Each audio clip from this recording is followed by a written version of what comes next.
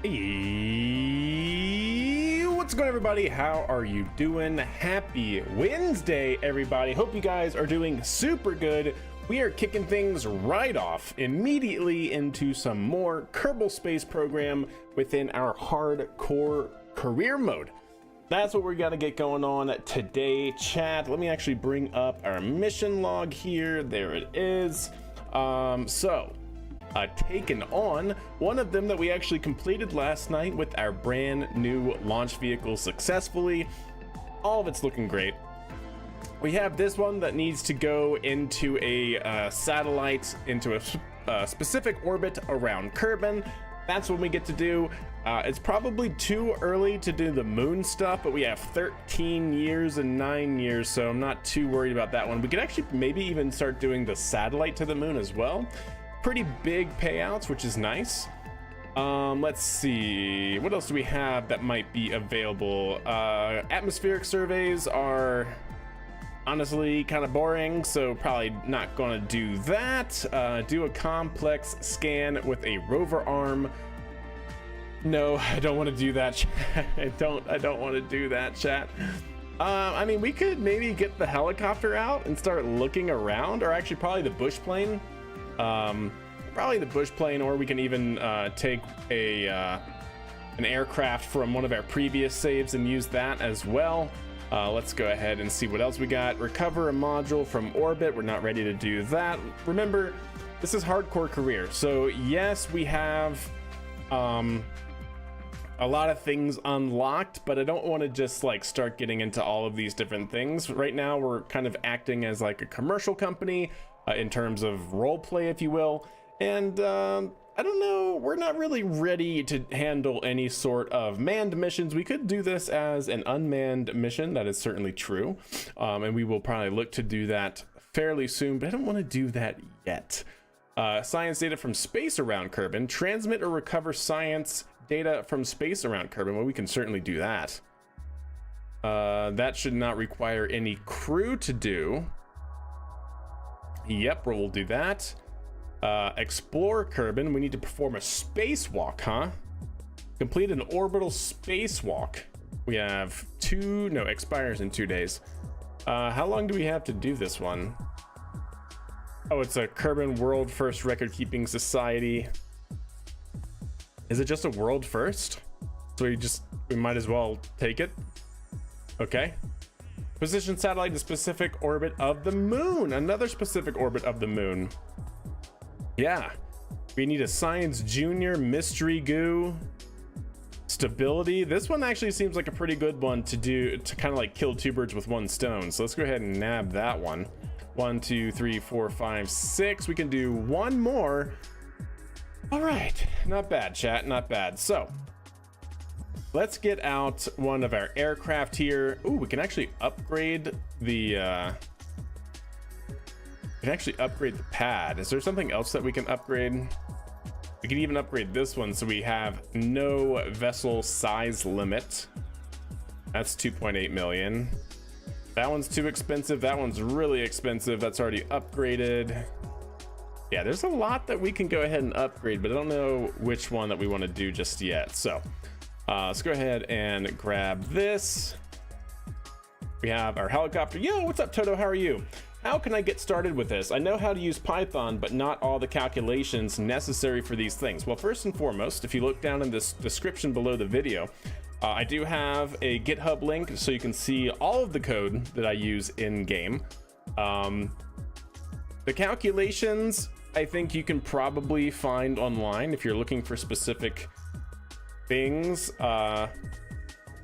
Yeah, I don't know of like one place to be able to find everything you need to do it, other than I'm sure that there are other GitHubs as well as mine. You know, like, I know the suicide burn calculation is a quadratic formula to do an analytical solution for that, but that I got from my entry, descent, and landing class course notes. But I'm pretty sure you can find that sort of stuff. But yeah, I think my GitHub might be a good place to start. You can kind of see what I'm doing and why. Other ones, like most of it is really dealing with like angles from vectors, like trying to find your heading from your current velocity vector, right? Like how do you translate your pointing angle into a compass heading? For that you have to use an atan2, and so that's obviously in my GitHub as well. But yeah, otherwise I'm an open book. Feel free to ask questions on any and all things, whether that's on the YouTube VODs, whether it's here on Twitch, anywhere. When I'm live, ask away, right? But yeah, happy and willing to answer any and all questions. Learning the Savant equations is a good skill along with knowing transforms. Yep. Yeah, transformations, like direction cosine matrices and things like that, or yeah, anything to do with like matrices. Linear algebra. Brush up on your linear algebra. That would be super helpful. Alrighty then. So I want to actually go into our spaceplane hangar. There's a particular aircraft that I would think I want to pull out and use in this save. And for that, we're going to, of course, pay for it, which will be double the actual current price in game. So I think it was under I2 Innovations, question mark. We have the B-52. B-52 is going to be way too much. Don't ask me why it's way too much, but it's gonna be a little much to use the B-52 for anything, for what I want to use it with. That seems good. Oh, did I lose all of my? Okay, no. I was about to say, did I lose all of my thumbnails? Not the B-52. It's gonna be too big for what we want. There should be like a Learjet that we have available to us, as well as the aircraft that we flew not too long ago. Not the K-52, that's just the B-52 renamed. None of the Kangaras, not the shuttle carrier, not the K-Cargo. Although the K-Cargo could work. We could use the KR-71, but I think that's a little overkill. But maybe that's the best type of kill, is overkill. I know I had a good aircraft that we could use. I just don't remember where. And not having the thumbnail for it might be the last nail in the coffin. Do I really not have? I thought we just flew it. Did we fly it and not did we fly it and not save it? I think I took it from an older save, if I remember correctly. It's not going to be here. I can find it. It will literally be the perfect aircraft for us to use in order to scout out for like quartz and stuff.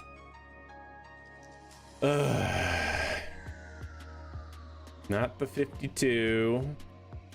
The only problem is we have so many parts crafts. I have no idea what it could probably be. What did we call it? What did we call it? I feel like with my naming convention, it would have been the I2, like the I2 107 that we have. But I don't know. Well, we'll give it a quick look, and if I don't find it here, then we'll just get our bush plane out. Where are the quartz located? Does anybody know off the top of their head?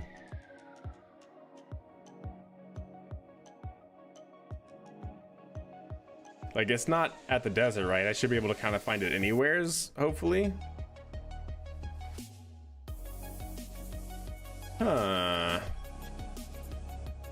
Where would it be? None of the Canadarm stuff. None of the Kangara stuff. Not the cargo, not the kangaroo. Not the Chemi, the Kerbal Lifter, the Kestrel. Goodness. Yeah, if we don't find it on this pass, then we'll just skip it. KR-71, the Craggle capsule, which is our dragon capsule. Quanstar. I think that's a satellite. None of those. Not the Mop G, Mooner Base, none of that. So we don't have anything for the I-2, huh? Interdasting, chat, interdasting. I could have sworn that we had the aircraft already. Is it in this save? Cause I swear we just flew it. Like, pretty recently. But I may have flown it. Ah, there it is, the I-2-107. That's the one I was looking for. Load it in. Missing the grip strip. That should be okay. We can just take that off wherever it is. Yeah, good luck finding that grip strip. Please do not tell me I used it as like a structural part.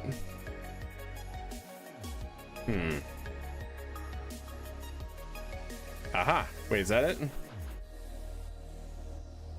No, that's not it. Aha, here it is. Ah, yes. We're going to find something else to do this stuff. Which is kind of unfortunate. I might just end up using another one of these for simplicity.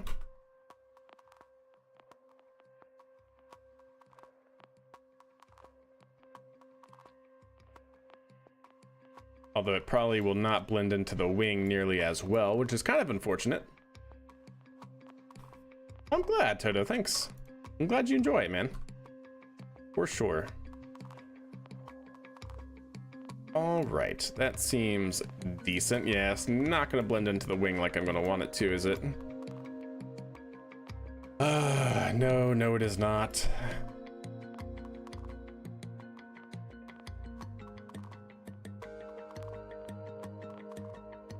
Like is that as really as close as I'm gonna get to that? With it showing. Oh, and it's so far back. Yeah, it's no good. Okay, too big. That is unfortunate. So what could actually go there? I just need a really small piece. Maybe like monoprop? Maybe? Ooh, maybe the batteries. Just trying to find something that'll fill that gap, right? Something really tiny. We could maybe use props, but I feel like that we would have to find the straight props. Maybe this is going to be a little too big. Yeah, that's what I was afraid of. Ooh. Oh, here we go. Actually, the landing gear. Funny enough, might actually work just fine.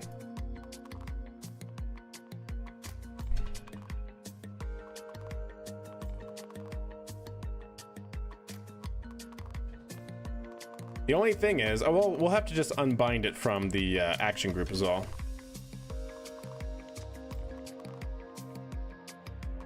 Just gotta find something that blends. Thanks, Augustine. It's very old, but it does the trick. Maybe if I rotate it, do it like that. Ooh, that might be. It's not quite the right shape, is it? What if we took two of these?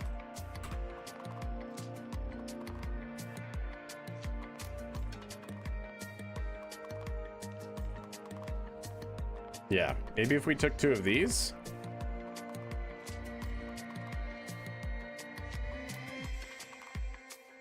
Well, that actually might do it. It's not exactly what I was looking for, but you know.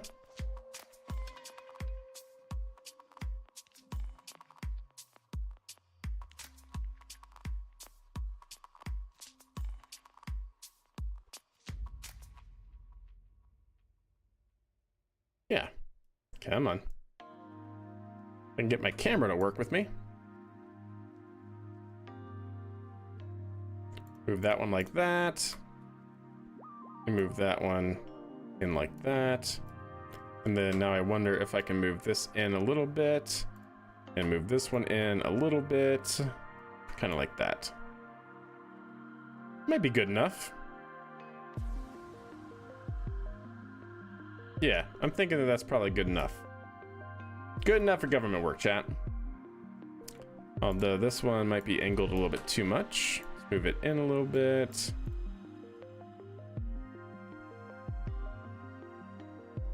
And let's move this one in a little bit more. There we go.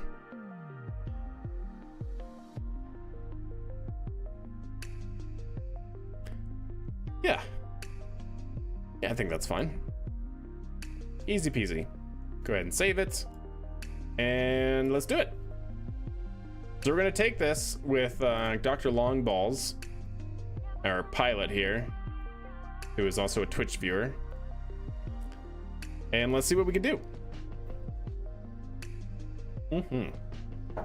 Coffee is gone.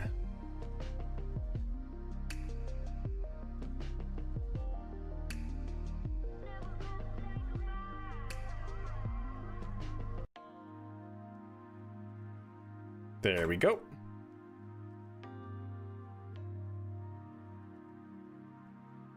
Perfect. All right, here we go, chat.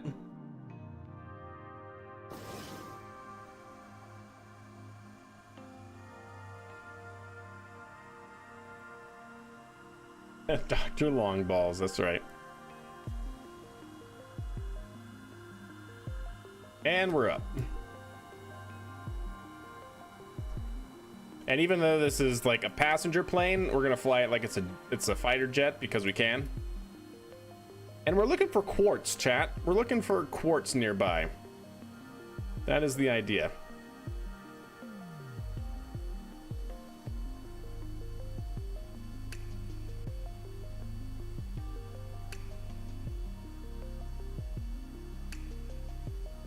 Yeah, we're just gonna go supersonic too.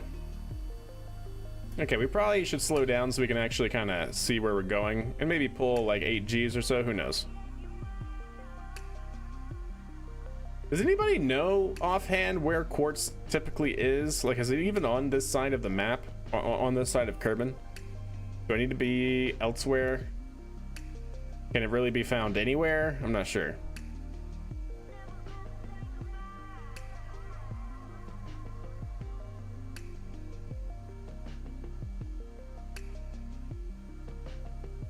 We're just gonna be on the lookout, be on the prowl, and see if we can find something. It's probably near the mountains, maybe?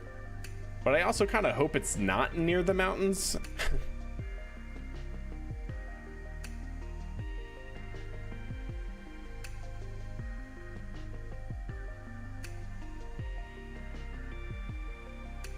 But I certainly don't see any just around here, around KSC, which is kind of unfortunate. We found the baobab tree. So that was good. That was something we had to do. Don't see any quartz though. I just hope it's not like near the desert or the desert airfield. You know what? Let's gain some altitude here and Google it just to see if I can find something kind of quick. Kerbal Space Program. What is it called? Crystal or something like that?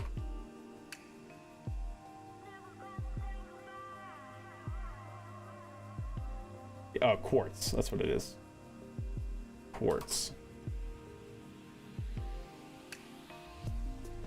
Yeah, mountains it looks like. Son of a gun. I was kind of hoping it wouldn't be all the way over by the mountains. Hey, what's up, Lava Lamp? How are you? I didn't get an exact coordinates, but from a single picture, it looks like there's at least one near the mountains.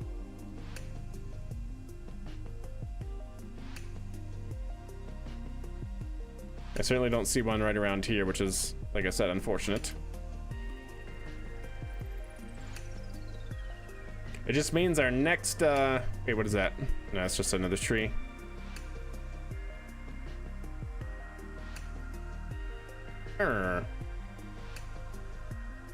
What are the rules of this playthrough? They have certainly been formalized. You know, that's totally something I meant to do before stream, but forgot to do it. But they are written down in our mission log here. So we actually have currently 7, possibly more as we get through more playthrough. But pretty standard stuff for the moment. We have to wait at least 16 days between launches of the same vehicle or 5 days between launches of different vehicles.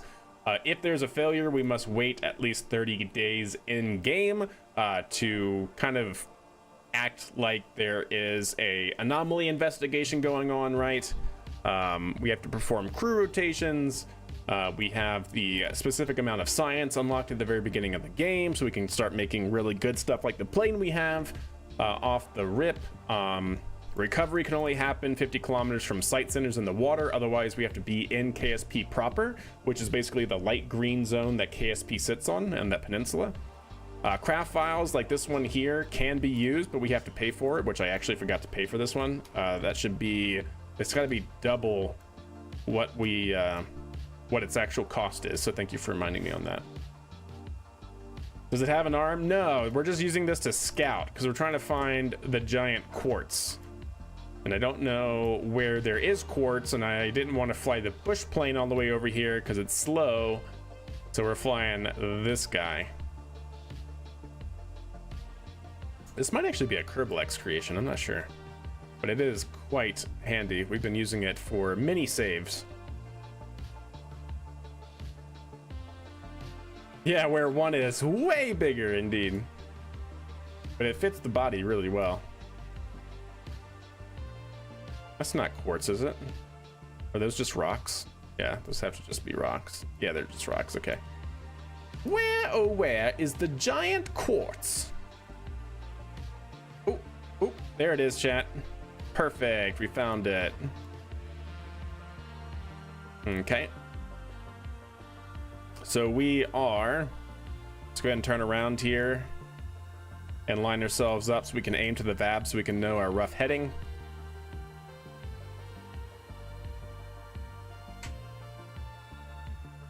And hopefully not crash into the mountain while we perform these jet maneuver type of stunts with a passenger plane. 'Tis fine, I'm sure. So we are 50 kilometers, huh? I don't even know if our helicopter can make 50 kilometers, but I suppose we can try, right? But regardless, we're going to be at a heading of 280. 280 is our heading. Should add a cargo hold to drop beacons. No, that's not a bad idea. It's all a fairing body though, but I guess we could just have one attached to the bottom. That's not a bad idea at all. So yeah, 280, right? Let me just go ahead and do a quick vertical check here so we can make sure it is in fact 280. Yep, 280.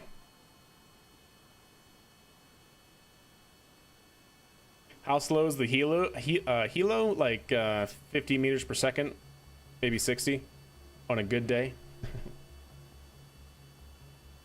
And it's it uses electrical charge, right? And so I don't know I don't know what its range is going to be like in terms of how far we can fly at that rate. But yeah, an easy 15-minute flight. You say that as if like the helicopter on its batteries can last 15 minutes, but yeah.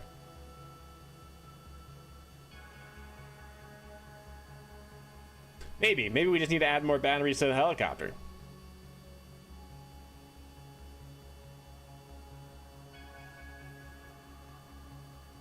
Yeah, the helicopter makes me a little nervous. I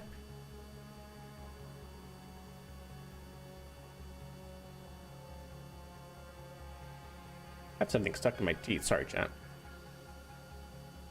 Annoying. A nice, cool Mach 1.1. Yeah, it's a little bit harder for sure.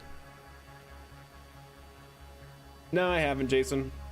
No, I don't work off stream, so whatever you've seen me do is what we do. This is Python powered, not this specifically, but we're gonna get into some of our launches, and all of our launch vehicles are Python powered.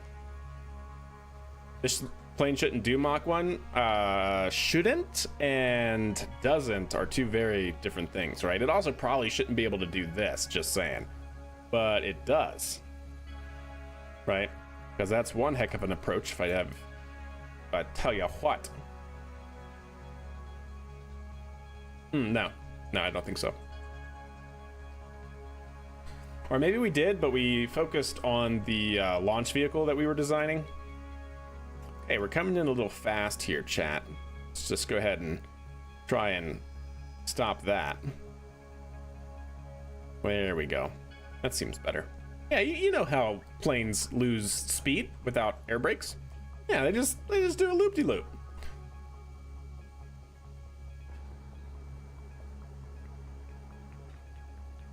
I forgot to unbound the I forgot to unbound the wing gear.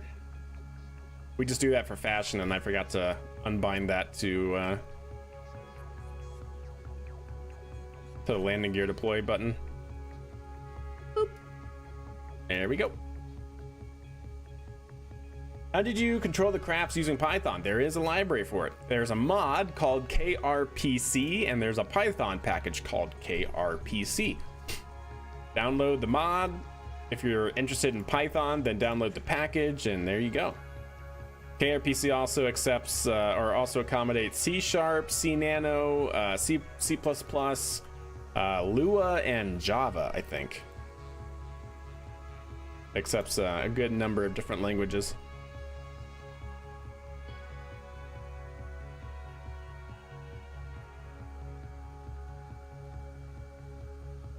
There we go. Yeah, ignore those. All right, revert to space plane hangar. Let's get the chopper out and see if we can't make this flight. Does it support callbacks? It should, I believe. It's a good question, actually. It's a good question. Actually, does anybody know? Does it support callbacks? Let's see.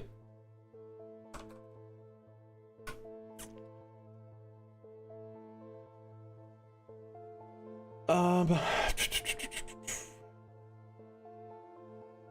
think so.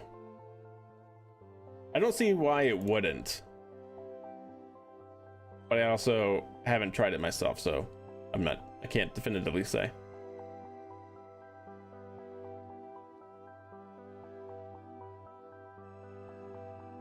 Let's see.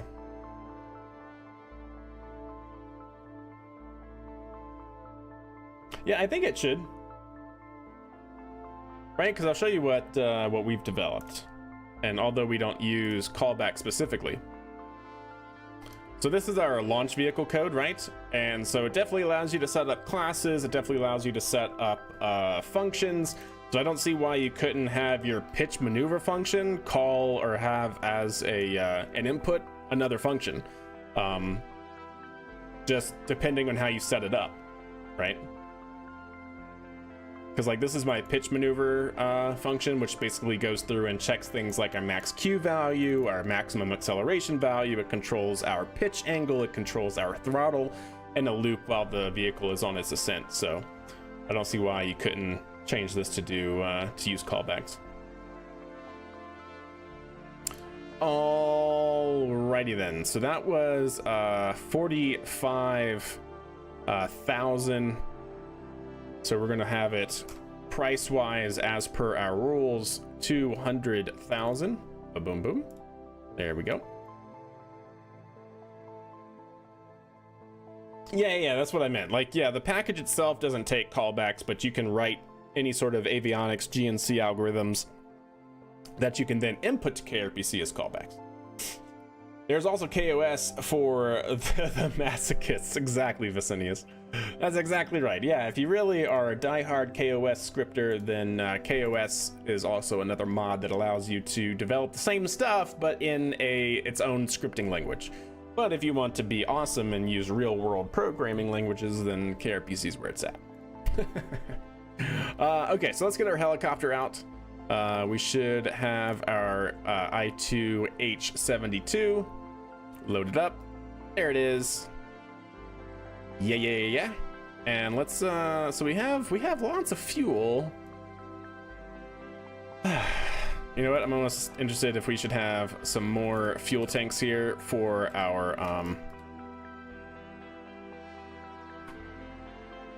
electrical charge generation.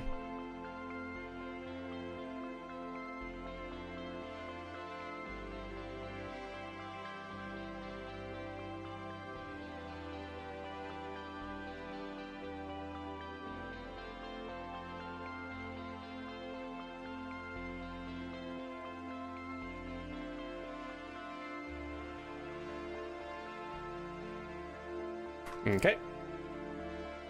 Actually, this should probably be moved backwards more into the actual cargo hold, if you will. Now, these wheels suck, but I don't have any better wheels, unfortunately.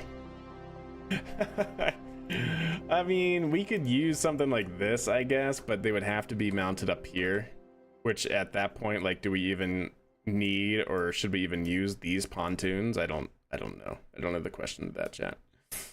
What do I do, chat? Because these wheels are horrible.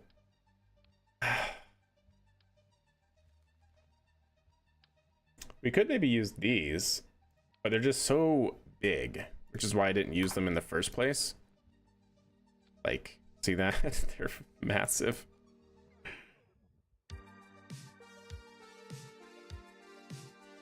They just look so messed up. Like, why?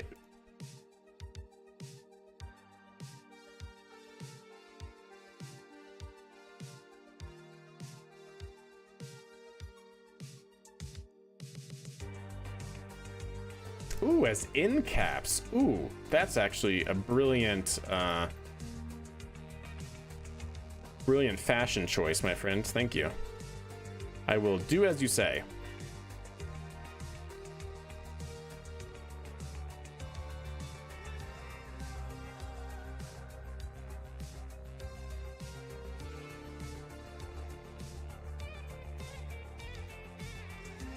Yeah, it seems good.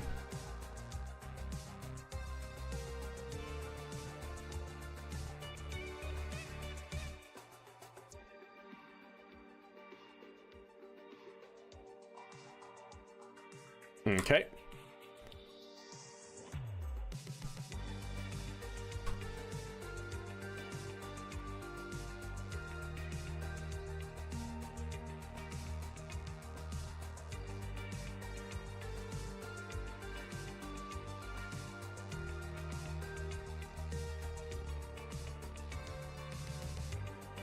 Yep, I dig it. That's pretty good. And it actually now doesn't look so bad with those tires. I mean, the tires are still pretty bad, don't get me wrong, but maybe they're okay.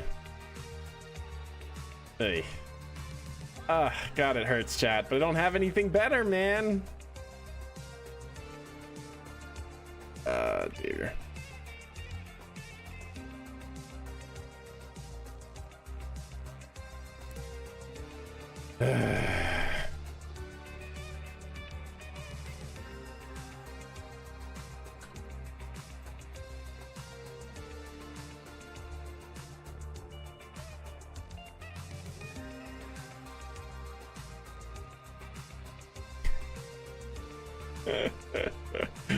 That looks so dumb. Kill it with fire, chat. Oh dear. Oh yeah, probably want some more of these as well, if I had to guess.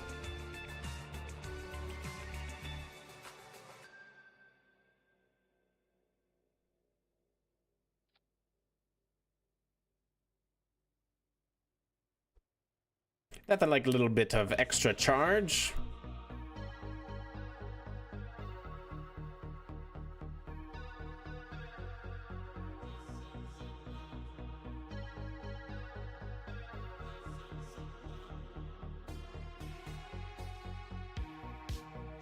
Sure.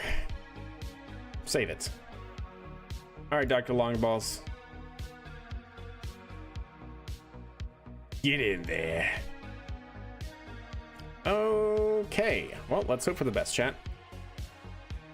You're gonna need a bigger helo. Yeah, yeah, true, but also no. True, but no. If you use those side tanks lower, that's actually not a bad idea, but then they'd get in the way of that. But I mean, I guess from that point we can move them up, but yeah, I don't know. I mean, it looks pretty slick, minus the wheels, and even the wheels are kind of growing on me with how we've positioned them now, but yeah, they're still not great, Bob. Still not great. Okay.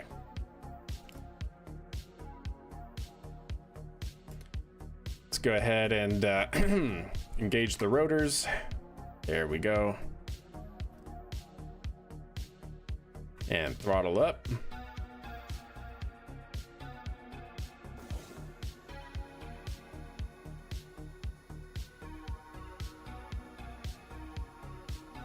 Oop. I forgot. I gotta control from here. There we go.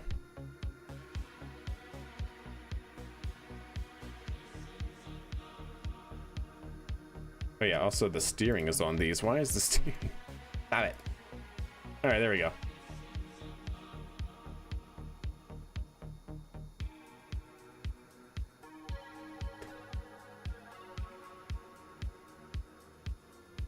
And there we go. Yep, SAS is on. We're good. It's pretty stable even without SAS, but yeah. SAS so we don't keep having our pitch get messed up. All right. Great. Let's see what happens, yeah?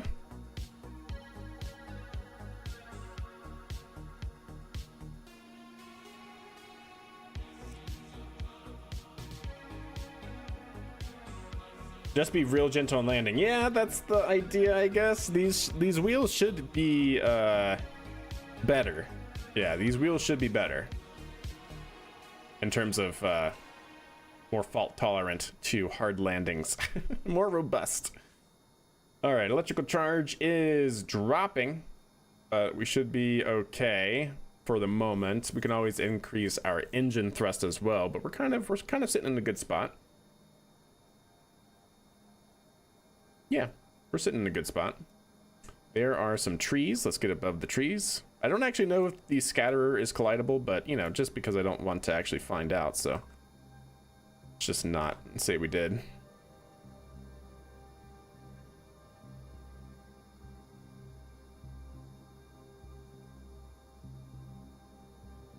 Ooh, oh, that's not actually a bad idea. Interdasting. Okay. Yeah. Yeah. Nice. It's pretty stable as is, though. But we do need to get to a heading of 280.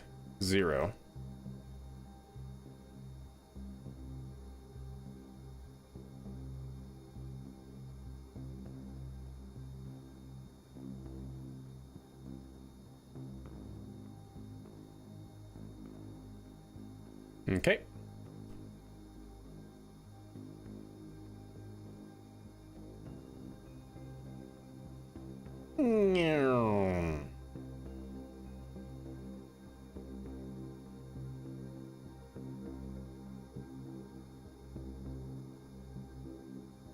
Yeah, we're having fun. This is actually performing way better than last time with the improvements that we just made, so I'm happy about that.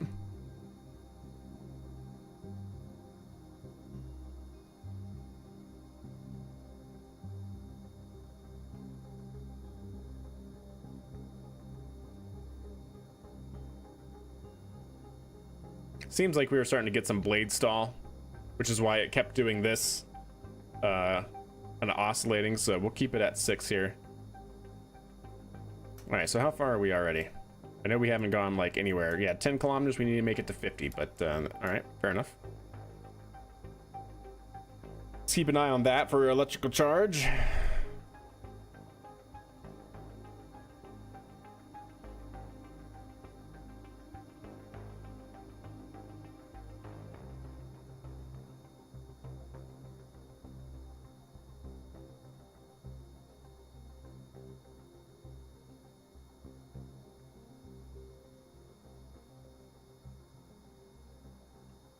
There we go.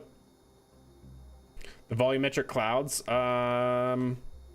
You know, I actually thought I had that installed. Because I have the scatterer installed. Maybe I don't have volumetric clouds installed. I thought I did though, but yeah. Those do look quite pretty. Oh, so pretty. All right, we're just chilling, chat. We're doing pretty good here.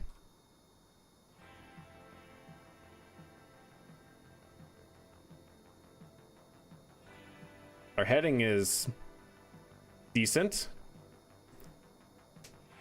Where are you flying to? We're flying to the mountain range here because we have the, let me actually check before we get too much farther. We have to, oh, did I pick that up actually? I have no idea if I picked that actually up. Ah, I didn't pick it up, chat. All right, well, we'll have to go back to the Space Center. We're gonna have to land and go back to the Space Center. I have the contract available to go to a quartz, a giant quartz, and do science for it for money. That's what we're doing. It looks like I'm gonna have to land here and go back to KSC, get the contract, and come back. But we'll chill for a second.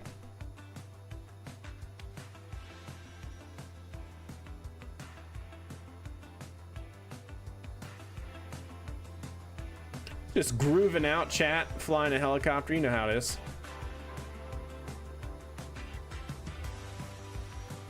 Do a big science, that's right.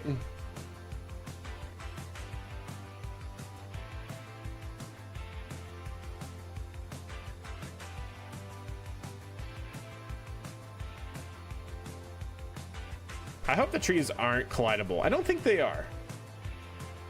I don't think they are, but I don't actually know. You should try to make a program to control the flapping of the wings of an ornithopter next. I'm not familiar with that one.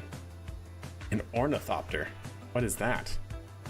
Flapping of the wings. It's not a Dune thing, is it? The dragonfly in Dune.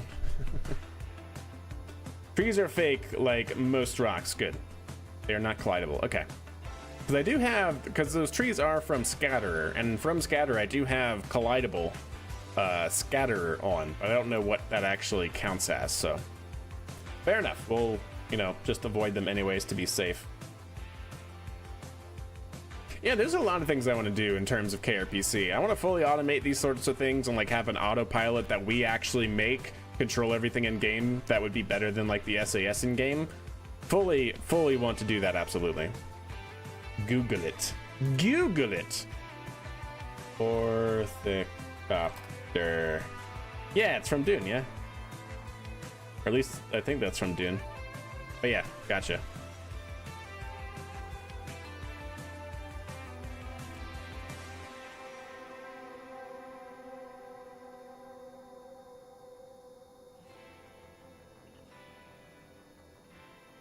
Right counter rotating blades. Yeah, it's true.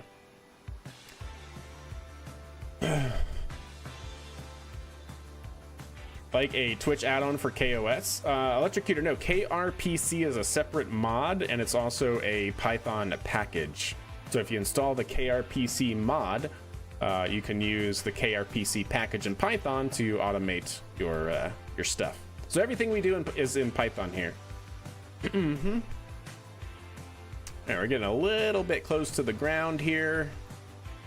A little bit close to the ground. Just gonna pull up and keep that from happening.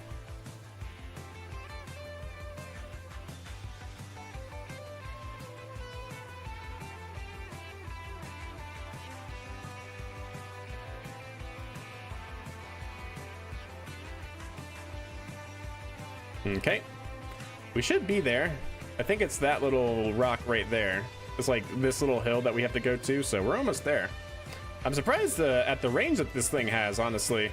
Like from yesterday, like adding those extra batteries and the extra tank, perfect. That's all that it needed to be done. Meaning to learn PyTorch for future AI stuff, haven't gotten around to it. Yeah, that's another thing I want to do. Because we can now use Python, there's a lot of guidance, navigation, and control stuff we can do with AI involved, you know? like neural network estimation and reinforcement learning for docking. Like there's a whole bunch of research that's out there that we could start looking at. How cool would that be to have a full RPOD, rendezvous proximity operations and docking library in Python that we can implement in KSP that utilizes reinforcement learning? So that way, as you dock, your system gets better at automatically docking. That's pretty cool. Yes, please. Check.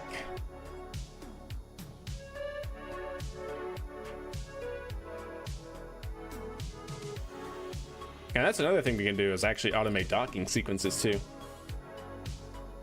That is so true, Lava. It can totally do that too. Yeah, that's the caveat of machine learning AI algorithms, right? Is that they are also very difficult to actually interpret and implement correctly in practicality, which is why they're almost never used in any sort of actual spacecraft implementation. Definitely not with any like control in the loop, you know? Sins applies to ELU base, and then ChatGPT recognizes what that means, and then it automatically tasks and runs the whole mission.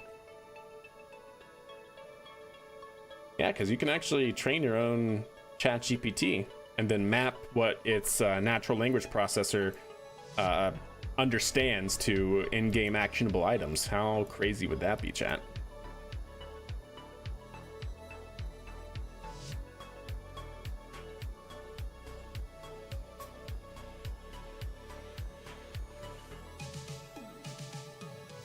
All right, we're almost there, chat.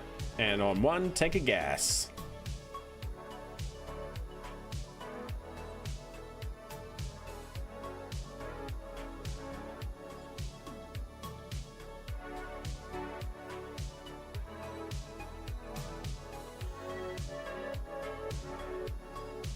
What's up, Jason? Both are pretty awesome. I definitely have seen some defined gameplay, and I'm interested.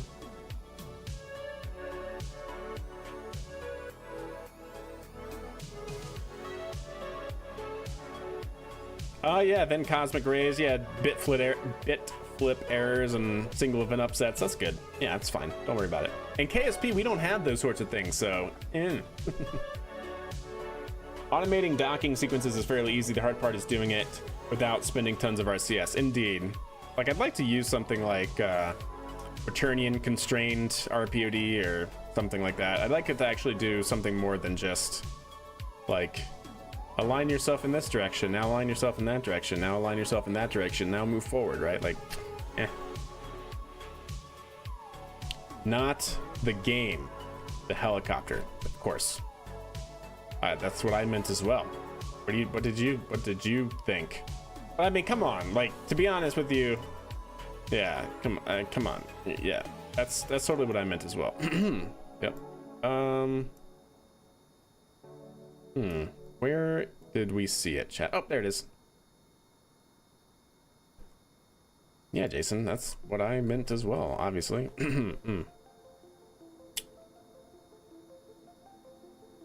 Because I totally read that as Defiant and Valorant and not Valor. And so I was like, oh, yeah, those are two game names that I recognize. Heck yeah. Let's relate. Let's relate to what this guy is saying. I want to fit in.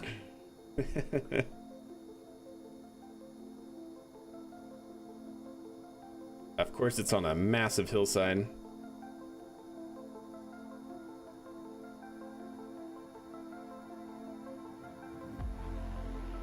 How do I want to do this, chat? It's actually taller than I was thinking, too, which is also a bummer. I was thinking it would be shorter than our helicopter, but it's definitely not.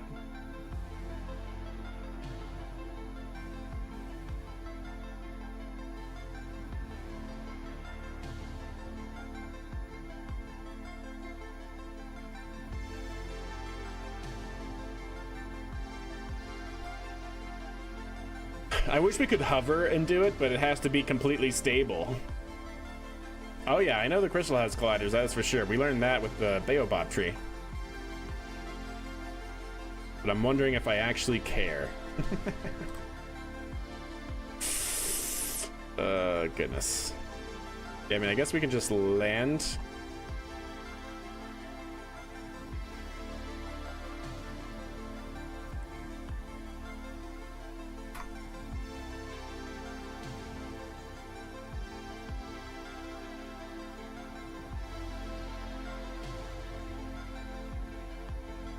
This is fine.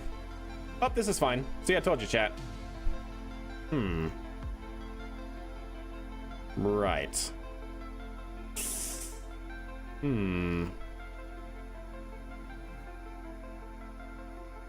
Hey, what's up, Captain Failure? How are you? This is fine, right? Totally normal. Because we have titanium blades, so it's totally okay. Extend the landing leg? What landing leg? You talking about these?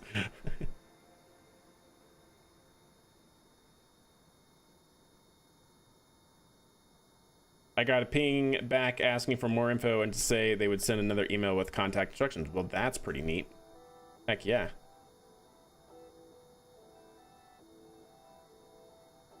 This is fine, right, chat? Oh, yep, see, I told you. All right, we need more brakes. There we go. Yep, stop that. I forgot to have the brakes actually do something. We have to land up here and then I think just fall into it. Oh dear, what to do, chat.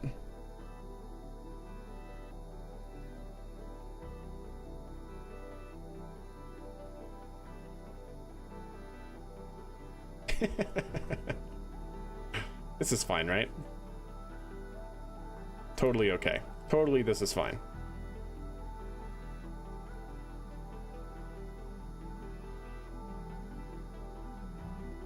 Stand by, chat. We'll come at this at another angle.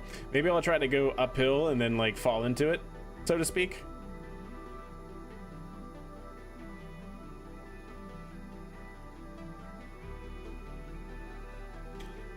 All right. That's how helicopters work. Yeah, you know. You know helicopters, of course.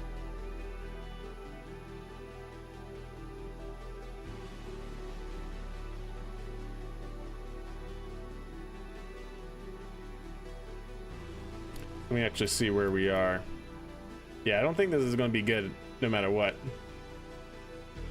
I think you'll have no trouble falling into it. Indeed. It's my thought as well.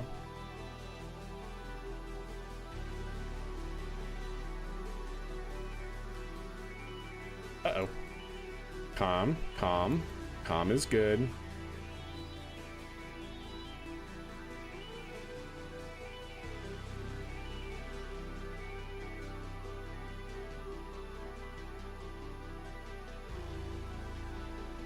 Okay.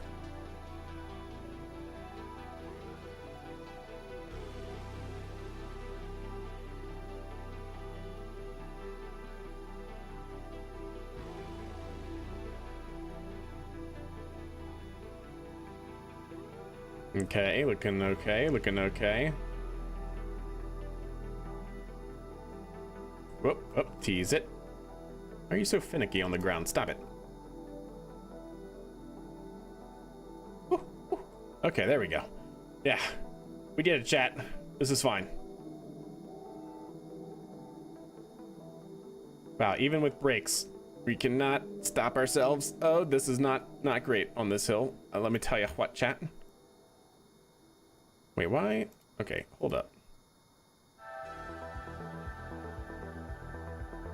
Stop. Wait, what? Why? Stop it.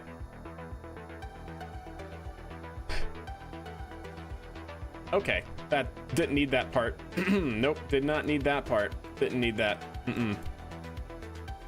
For some reason, something is not bound correctly, methinks. Oh, okay, okay. Yes, good. This is actually good for us. Perfect. Please tell me that's close enough.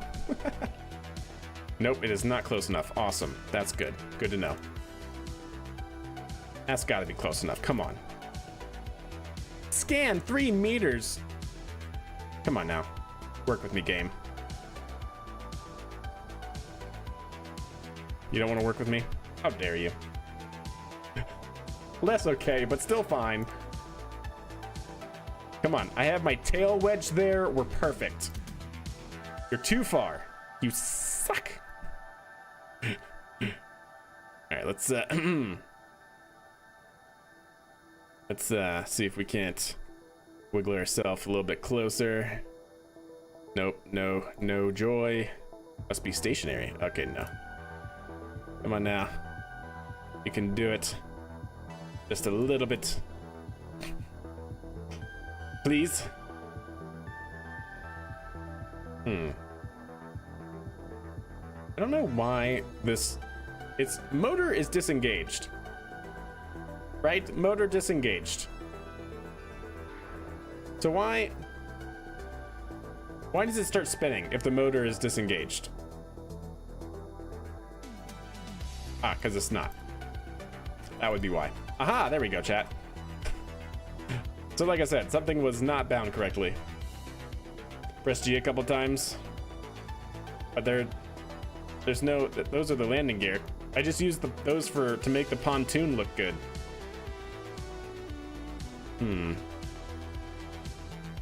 Oh, come on now. That's better? Question mark. How are we not? What is 3 meters? Like, actually, though, what is 3 meters?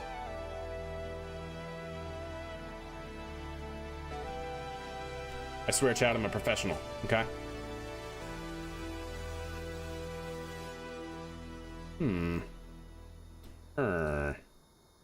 What to do? And the rover wheels are useless.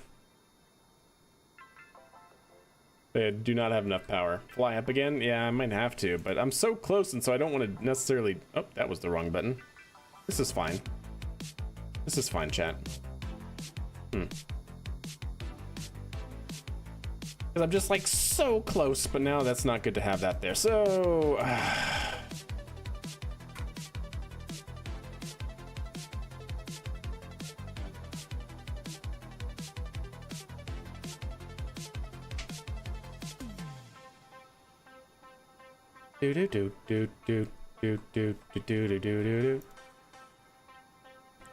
Oh, please.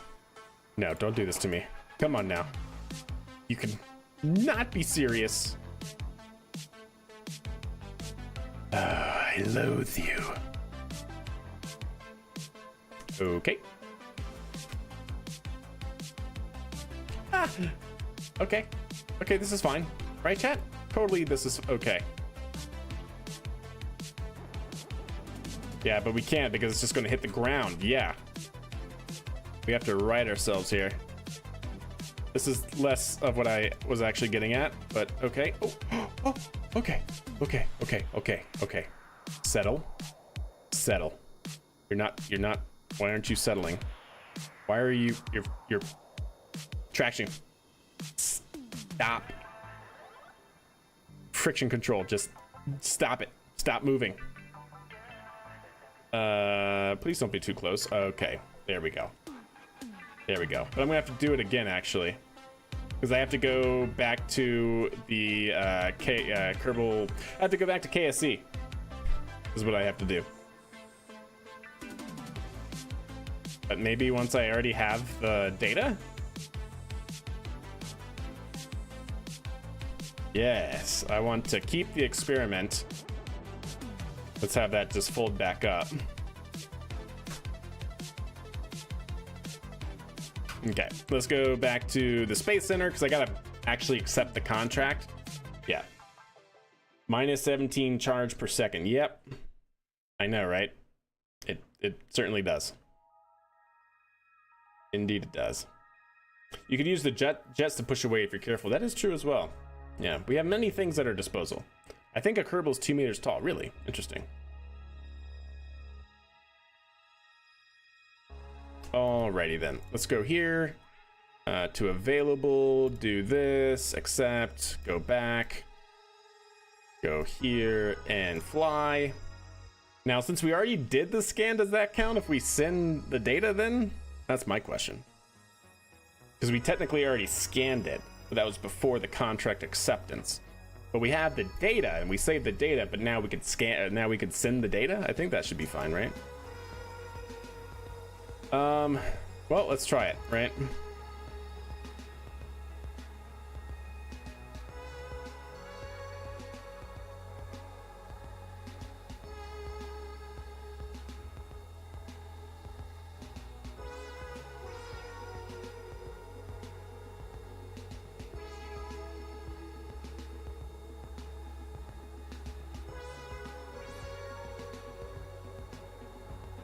There we go. Easy peasy, chat. So how do we get out of here? Make sure those are disengaged. Yeah.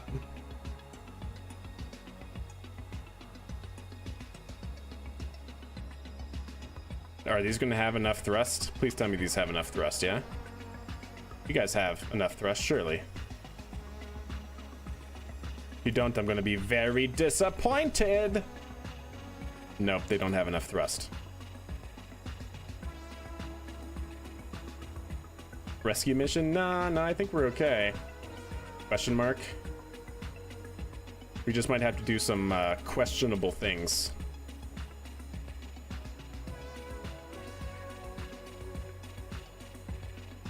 Oh, see? Okay, all right. Maybe. Come on now. You can do it. I believe in you.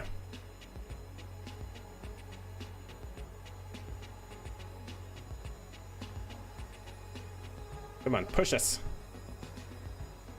We're almost there. We're almost free, chat. Come on. We're so close to being free. It's not even funny.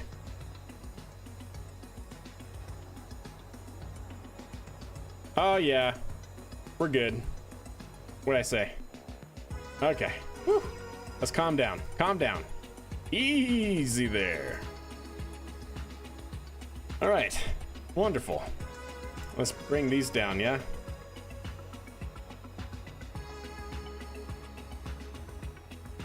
Okay. This is how you really do things.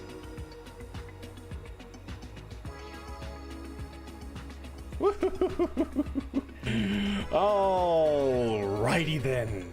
Let's what a fun and interesting mission. Super interactive. Fun and interactive gameplay. Nothing to see here. Move right along, please. All right. Yeah. Good. Did you ever doubt me, chat? How dare you? Drunk flying. Ah, son of a gun. I don't have my water here. I'll have to go get it. Typical Kerbin day. Yes, of course. All right.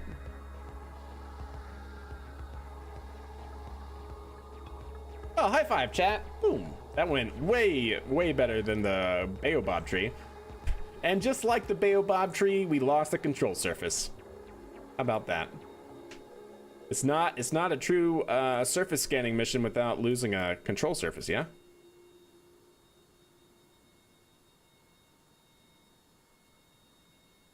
Can you scan it again? No, I don't think so. I could have tried, but do you have tiny turbofan props? No, I do not. Nope, we kept this one pretty simple, bare bones.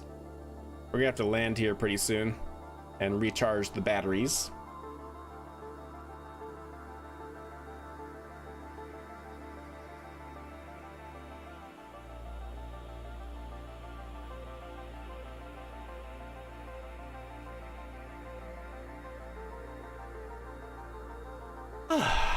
Very nice. Good going, chat. Holy link! So I've built this rocket, and I've tried to look at your code for the ascent profile, but I'm completely lost in the sauce. As soon as you start calling all the classes, any help would be really helpful. Absolutely. Ooh, that's super clean. I like it. I like it. That looks really nice. Heck yes. Okay. Yeah, we actually have some launches to do anyway, so once we get the Kerbal back, actually, you know what? We can probably take a little break since we can have an in-flight movie which will be about us learning Python. How about that?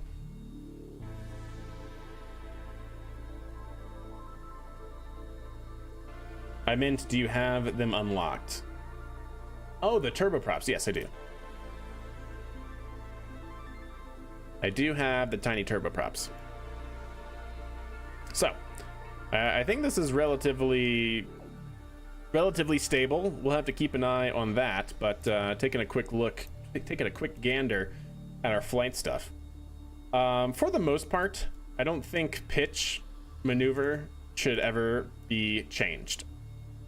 Unless you want to develop your own specific like pitch guidance, you shouldn't really have to ever mess with any of this.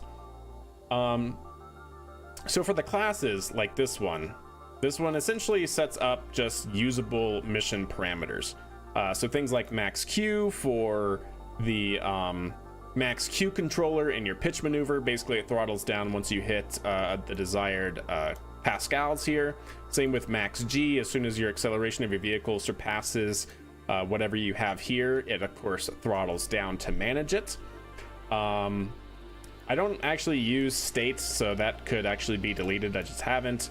This is your inclination. This is the roll of your aircraft or of your rocket, and probably should never have to be changed depending on your orientation that you want your vehicle to fly and the orientation of your control point. Your altimeter bias is basically on the pad. How high is the altimeter reading when you're on the pad? This is mainly used in order to understand landing and like when and where, how tall your rocket is based on your, like if you're bringing your rocket back for landing. It's much less necessary for, I've gotten as far as doing the countdown and the launch, but I have been struggling to even do a simple roll command, which is really frustrating. Roll command. So you're talking about like the roll program, is that what you mean? All right, since we're about halfway there, but we're also pretty low on the whole battery thing. So let's go ahead and throttle back here and prepare for a nice, easy landing. Yeah, okay, cool. Yeah, we'll get into the roll program here very soon, as soon as we land and start recharging our batteries.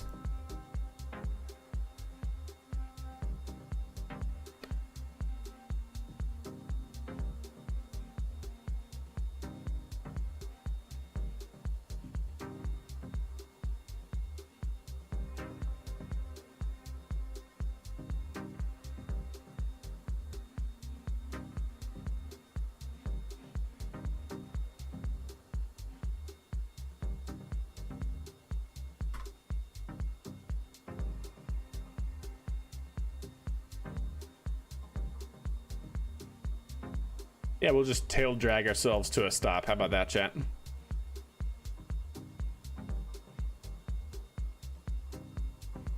There we go.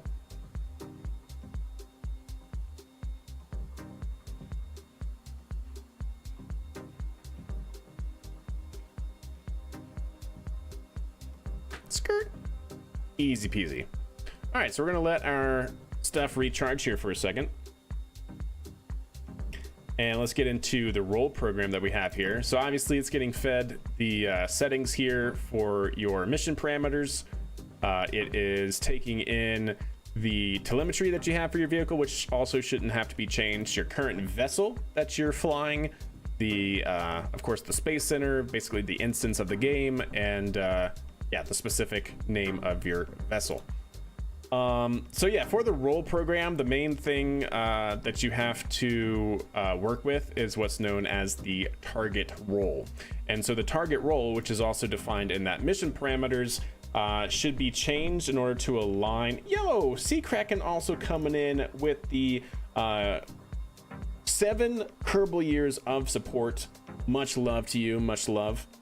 Sorry, I got an ad, so I fixed this with this. Missed almost everything you said. Okay, well, don't worry. We'll bring it back, right? So the roll program really takes in basically all the things that have been defined above. The mission parameters, which really should only be changed based on those inputs that we talked about before. The telemetry should never be changed. Your vessel is just, you know, the whatever you name your active vehicle.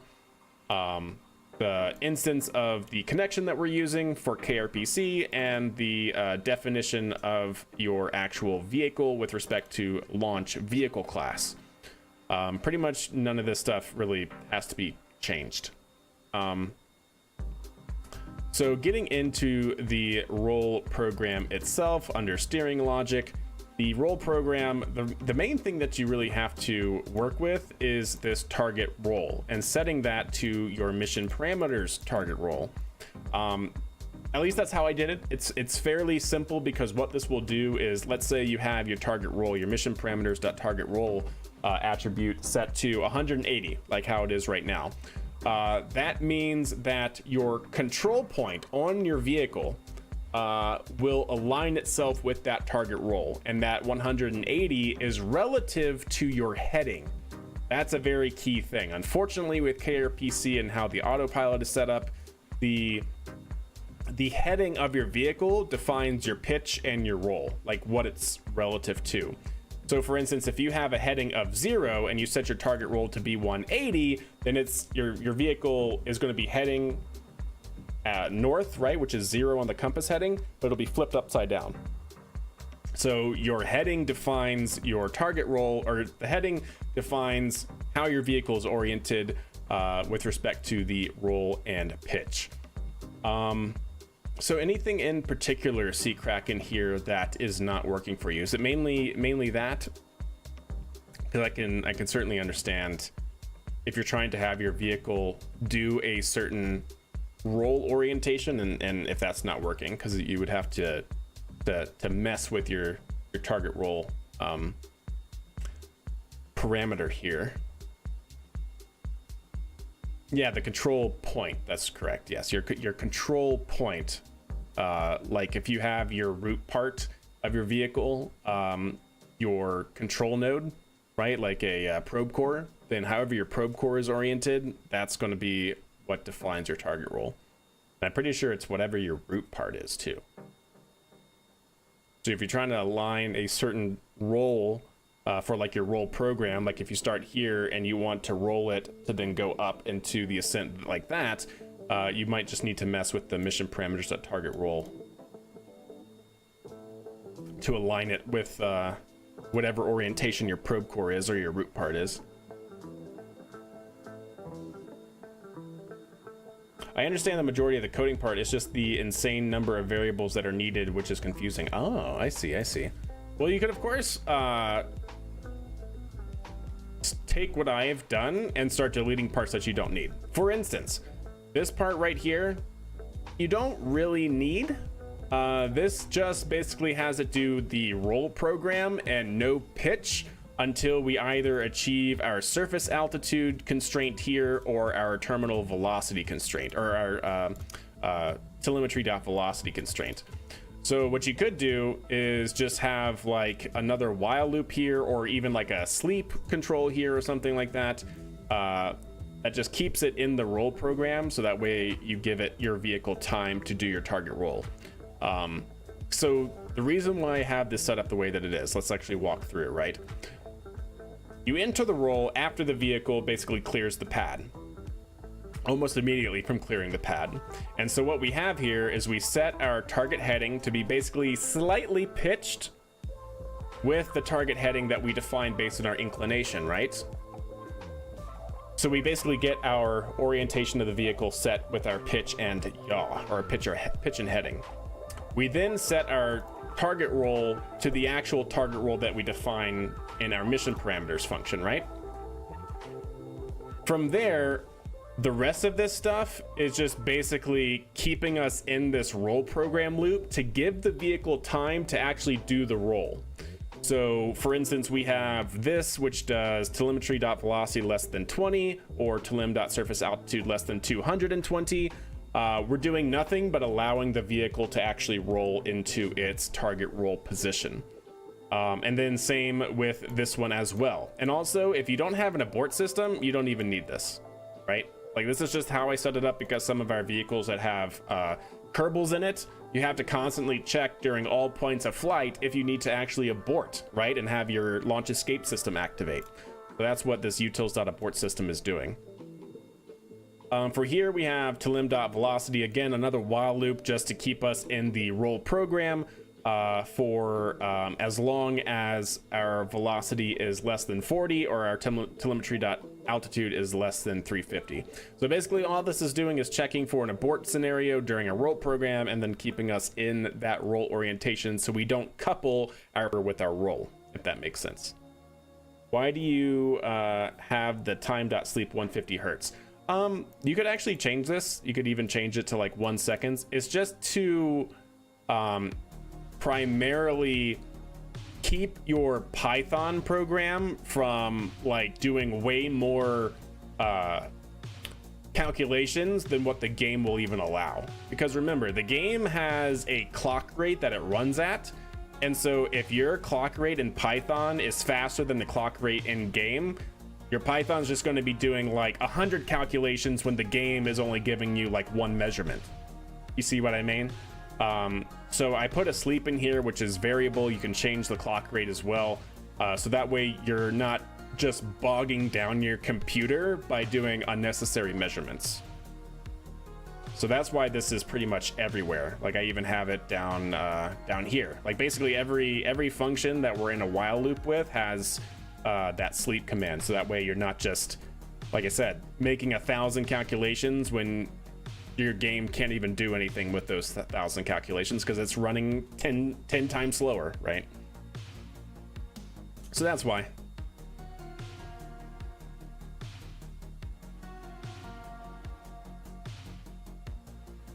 It's just good practice for any sort of embedded systems, which is kind of like what we're emulating in game, you know? Discrete systems might be a better way, better terminology. All right, we should have enough, I think, to get going here and hopefully make it back.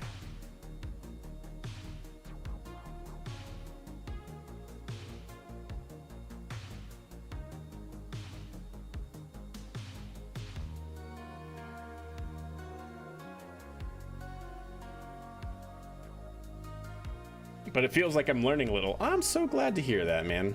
I'm so glad to hear that. I'm glad you're enjoying the content for sure. Like I said, there's a lot that we can do with this too. Like, right? Like the whole dynamics and control field is massive. Like we can implement different, like what I want to implement soon-ish is actually a more robust ascent profile for our launch vehicle using what the shuttle actually used, which is like universal power free guidance or something like that, which is basically an optimization method that defines your pitch angle for both your first and second stage so you can have one continuous control system. That's what the shuttle actually used, and there's even some open source MATLAB code available that we might be able to implement in Python and stuff. So that's some stuff that I want to get into as well. Just make it even better, right? We can start getting into machine learning. Like, can you imagine if we can have neural networks or reinforcement learning automate our docking algorithms or even our flight profiles or our landing code? We can get into convex optimization for our landing, which is something kind of similar to what SpaceX actually implements.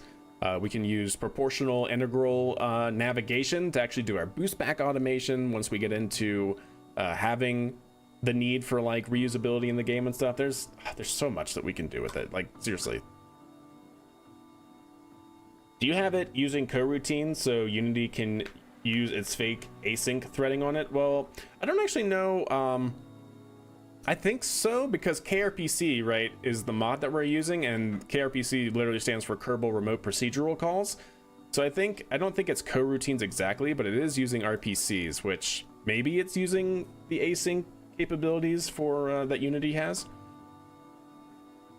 But I don't specifically know. I know I'm not doing any of that because it's the actual Python package that communicates with Kerbal.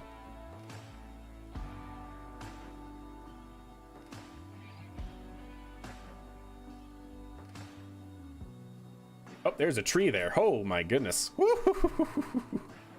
Again, I know they're not collidable, but I like to fly plausible realism, right? All right, we have plenty of fuel. Let's go ahead and ramp these up to full power here, power positive, and go a little bit faster too. So, nope, doesn't look like we're gonna be able to get power positive, but fair enough. Trim some of the branches off on that tree, right?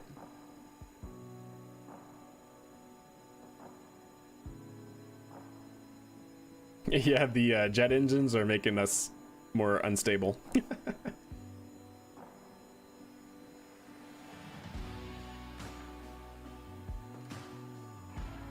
You can turn parallax gliders on in the... I thought I had them on in the config. I actually thought I had them on. How dare you call me a coward? How do you get there? Scatterer. Is it this?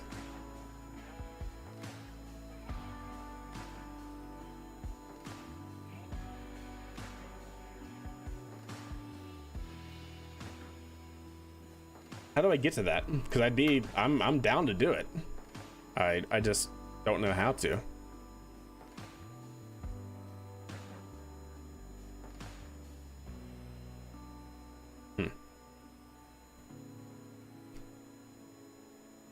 How dare you call me a coward? It's in the config for parallax mod.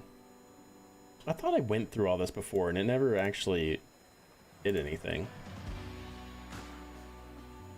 Boom, boom, boom. Dun, dun. Let's see. Parallax, parallax, parallax. Config.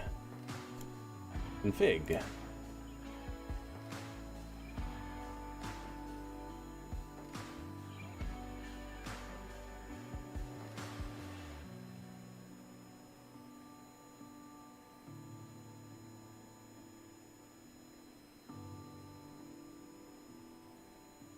Yeah, enable collisions, true. So how dare you? I expect a full retract on you calling me a coward.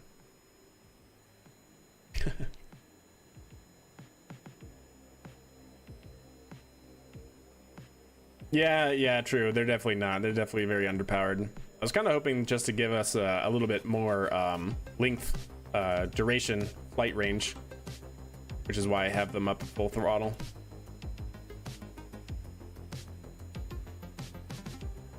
This is what I got, as basic as possible, and it still doesn't work anything that is a red flag. Let's see.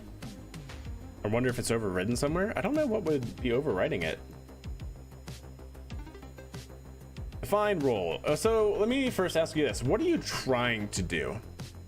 Okay, well, okay, yes, I do see a potential issue.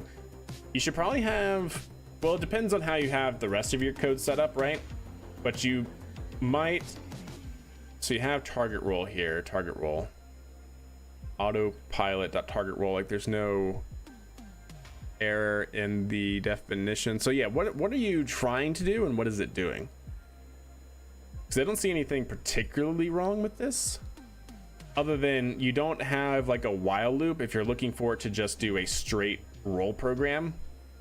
Like for me, right, I have that while loop to give it time to roll. Now, no matter what, defining the autopilot target roll should, no matter what, it should roll to the overwritten somewhere. Then I don't know what the rest of your code looks like, you know.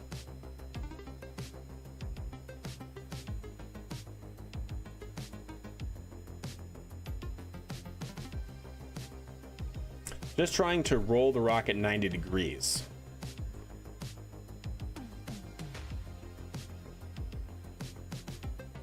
But what is it doing? Is it not doing anything?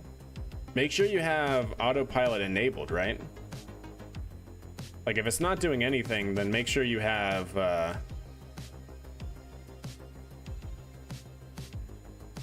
autopilot engage, right? Like you need this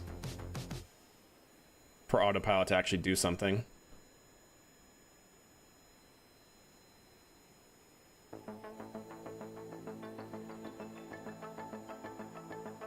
It's doing nothing, and you have the autopilot.engage somewhere up front. Uh-oh. I think we may have found the problems, chat.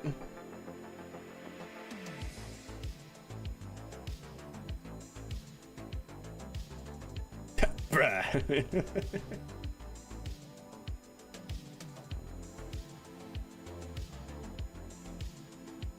We found the problem, chat. Loop-de-loop.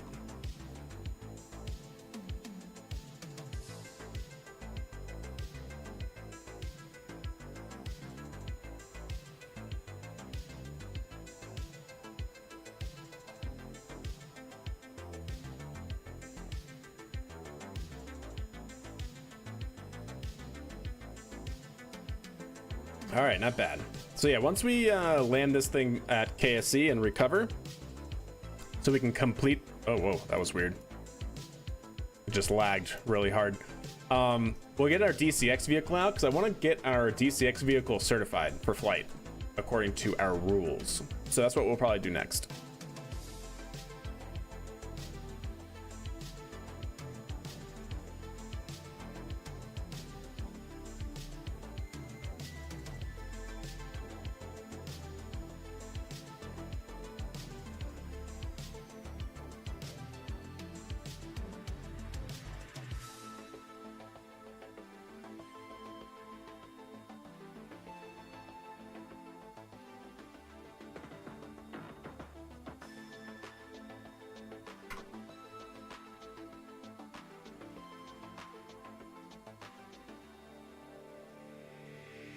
There we go.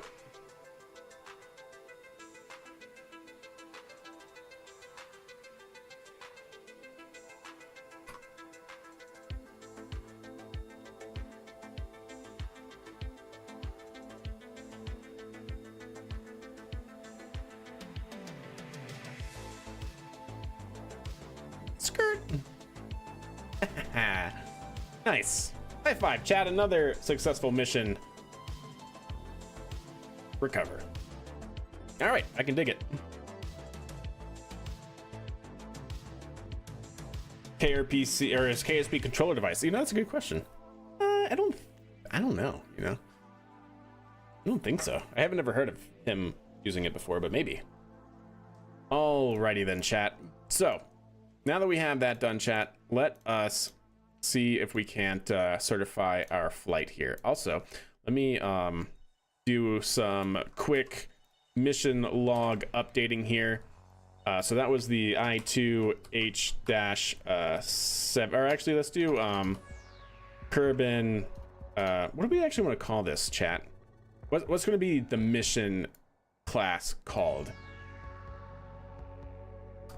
Asset scanning mission, ASM. Yeah, asset scanning mission seems good. This is going to actually be the third one that we do. So yeah, let me actually also go up here and define it.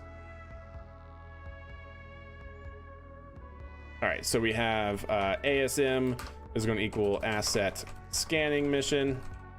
And we're going to also have MI is going to equal Minerva 1. Very good. Oh, that's actually not going to be that, right? So we have 1, 2, 3, 4. This is going to actually be the fifth one. Yeah. Yeah. So that was on day 109. And we'll call that 1. Or actually probably 0. 30. So this is going to be the I2H-72. Runway 1.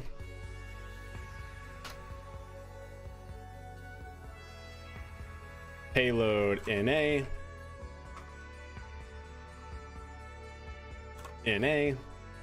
Crew. Captain Longballs. Mission objectives.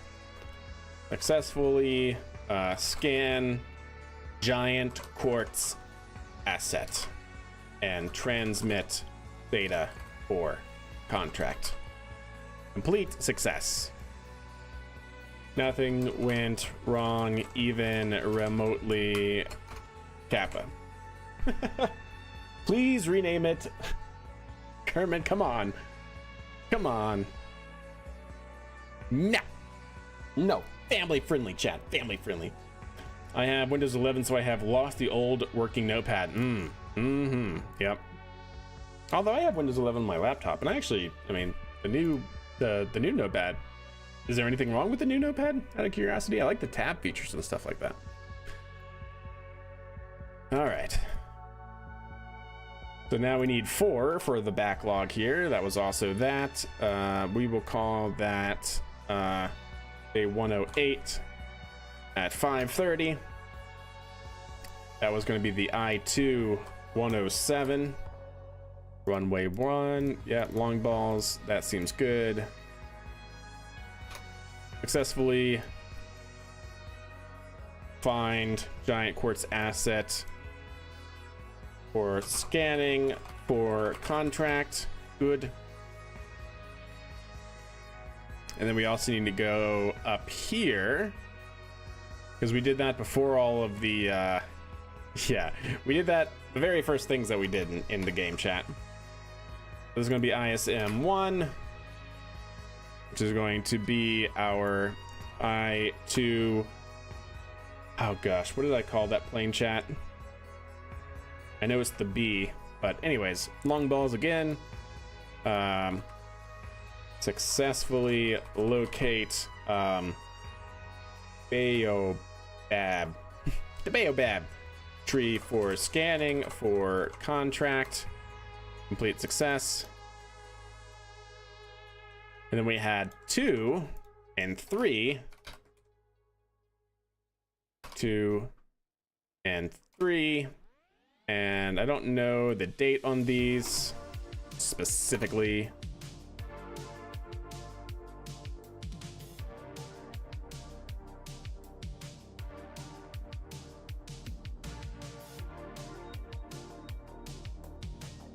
Yep. Successfully scan Baobab tree for contract. All right. And return to base. This was the I2H72. Very good. I believe this was a failure. Oh no, it was.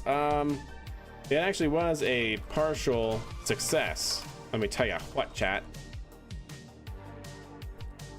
With the small rover scanning arm, we could only achieve 1 of 2 scans, requiring larger rover scanner. Yes.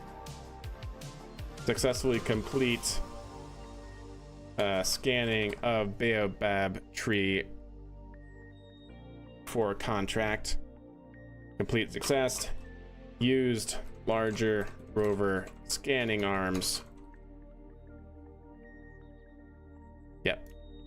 That was all good. So that should now be everything completed for a mission log.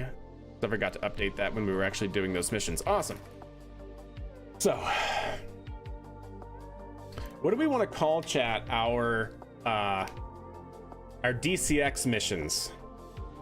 Right, so we actually have the DCX endgame. Let's actually go ahead and bring that out. Oop, that was not what I meant to do. The DCX is a suborbital vehicle that's designed to go above the Kerman line to bring crew up there so we can actually have them get experience before we actually have a vehicle that can take them all the way into orbit, right? So we need some sort of classification, if you will, on what these missions are called. We can also use this for tourism, for suborbital tourism flights as well. There's a lot. There's a lot that we can do. Also, chat, we're going to end up needing some more crew members. I hope you guys are good with that. So we're going to create some Kerbals here. I need another pilot. Who would like to be the pilot in either YouTube chat or Twitch chat? Need a pilot here. Tell me your personality traits. Actually, you know what? We'll just keep the personality traits random. So, yeah. Me, there you go. You, Kerman, was the first to say it. So we're going to do EU, because you're going to actually be EU Kerman. So, Male, female, doesn't matter. Let me know. And if this looks good to you, then we'll get you to be a pilot. Because we need another pilot to share the load on Longballs Kerman. Because Longballs is currently flying all of our missions. So it'd probably be good to have another pilot share the mission load. We're also going to need an engineer chat. So if anybody in chat wants to be an engineer in game, let me know.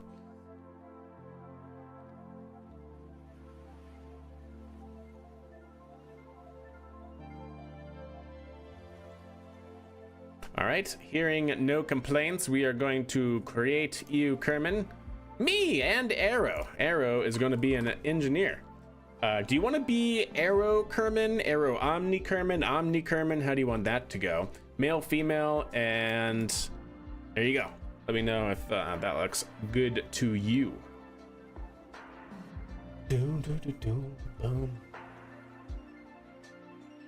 So yeah, once we get into that, we got to get into our Omni male. All right, Omni Kerman it is. A blam, good, perfect. You're gonna be recruited for this next grounds crew. So all of our engineers immediately become grounds crew. There we go, perfect. Look at you, you're beautiful. Okay, sweet. Let's go ahead and load up. We don't need you, we don't need you, we don't need you at the moment. Our DCX hop. DCX simple test hop, there we go. So yeah, this is going to be fully autonomous flight. We are going to do a envelope expansion flight if we haven't already done so. Yeah, 69 kilometers altitude. It's actually going to overshoot that a little bit by design, so that seems to be good. We might even be able to take that to 68 kilometers altitude. So let's do that. Because if we can actually achieve that, chat, then we can actually start filling this with Kerbals if they survive. If it survives, I should say. Yeah, should be good. And we're gonna just fly this as is because we've already done testing in our other save with this as we were developing it, but we need to certify it and make sure it actually works because we haven't really flown it that much. We've flown it, but in being this career mode, and if we lose a Kerbal, they're dead, they're done, and we have a massive payout hit for that, as you also should, right? Expect. Yeah, we got to make sure that everything is going to be hunky-dory. Oh, I made Omni a pilot. I did not mean to make Omni a pilot. So we are going to actually delete Omni. You're supposed to be an engineer, my bad. How do I do this? I should be able to, right? Do I actually have to go into the persistent? I think I do. I think that's the only way to do it, is in the persistent save. Why? Why me? No. Not that big of a deal. Persistent, open in VS Code. And we should be able to find Omni. No? Is it not in persistent? I could have sworn it was in persistent. Mare predominant. That was scenario. That was at 936. So that was just that. So that should be fine. Yeah, where do the Kerbals get saved? Does anybody know? I could have sworn that it was in the persistent file. Is it really not?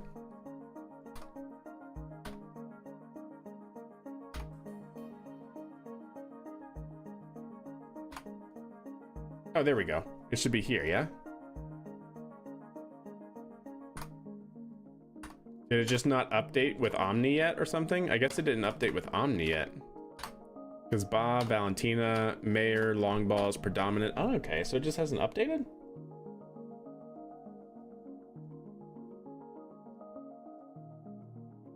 Yeah, it should be close to the bottom. Unless, like I said, did it just not update or something? That's the only thing I can think of. Because it hasn't, like, saved. Maybe that's why. Maybe it just hasn't saved yet. Let me go out.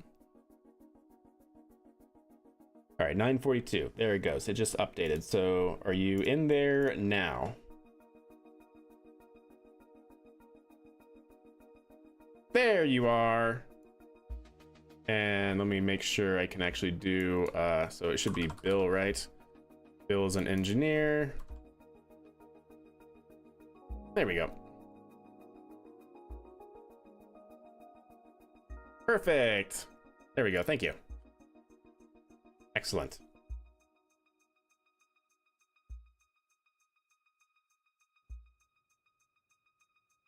So, hey, wait, what?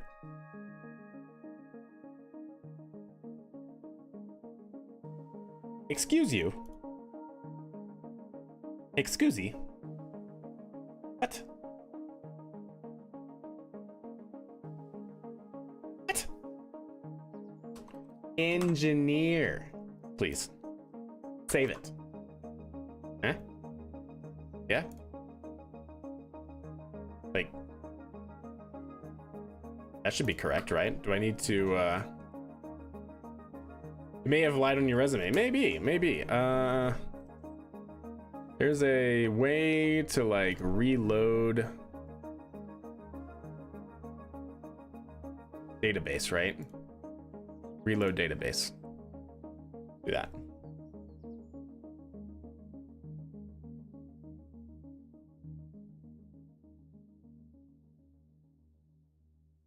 Yeah, we'll see if that does it.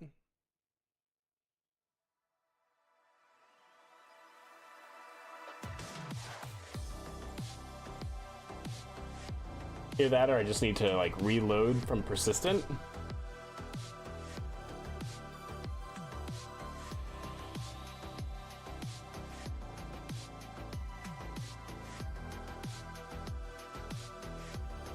Okay. Still shows pilot, yeah.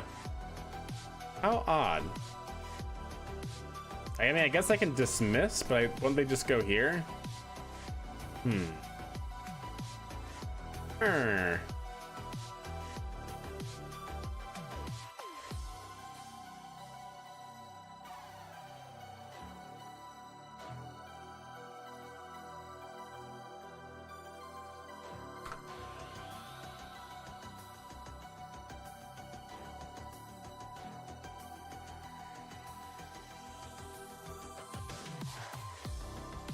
I did it.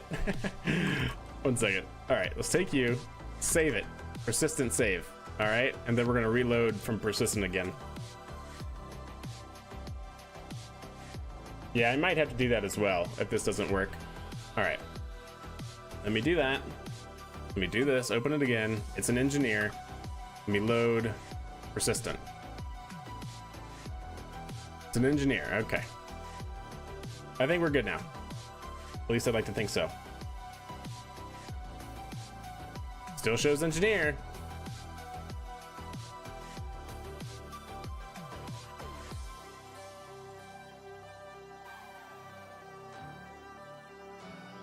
Still shows engineer, and it's loaded in. Hey, there we go, easy peasy. Okay, wow, that was harder than it needed to be, chat.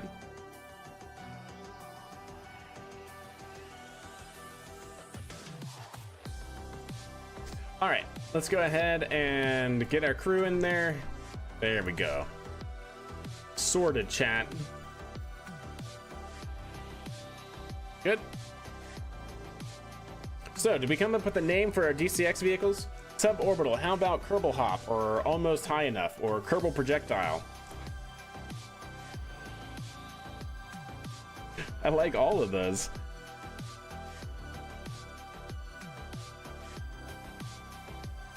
KH mission, the HAE, the KP mission, or the JPG. Trying to think about which acronym works best here. Kind of like Almost High Enough. Yeah, I think that's what we're gonna do. Almost High Enough. The AHE missions. I can dig it. This doesn't do anything and loses control fast. Any red flags?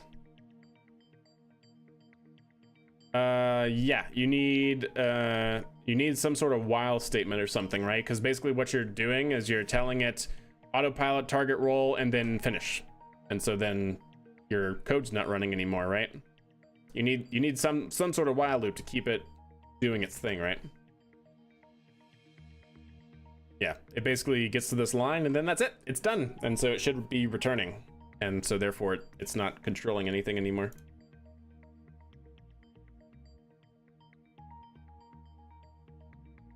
Alrighty then.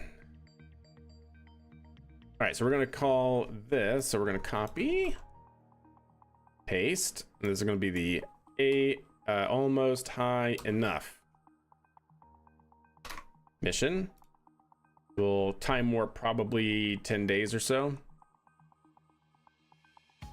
Launch vehicle is gonna be the DCX, runway 1. Actually, this is gonna be test pad 1.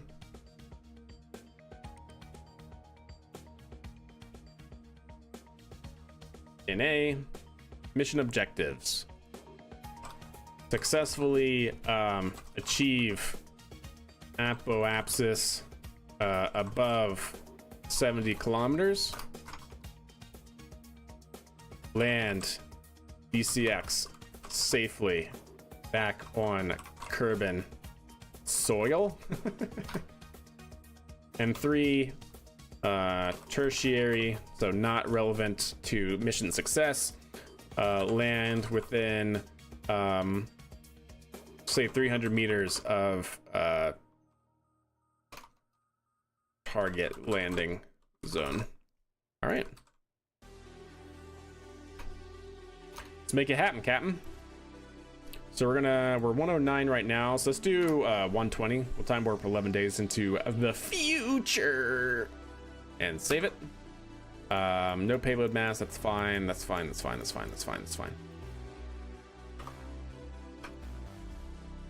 Actually, you know what? Let's call the DCX. Yep. All right, neat. Oh, that should be it. Let's go ahead and back out here. Now that we have Omni and Predominant as our Kerbals of choice. And why isn't it letting me do anything? That was weird.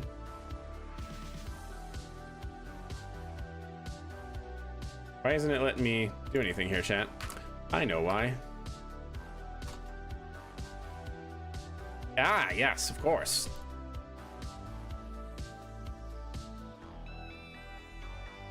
Because of all the fiddling I was doing. Intercontinental ballistic Kerbal. Stop. Stop it.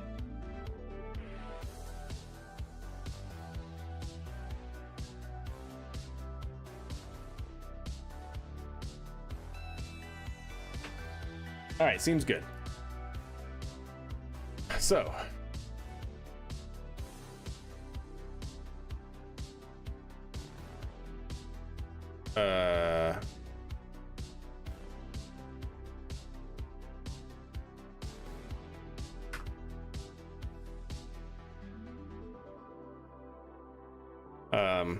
one second, chat.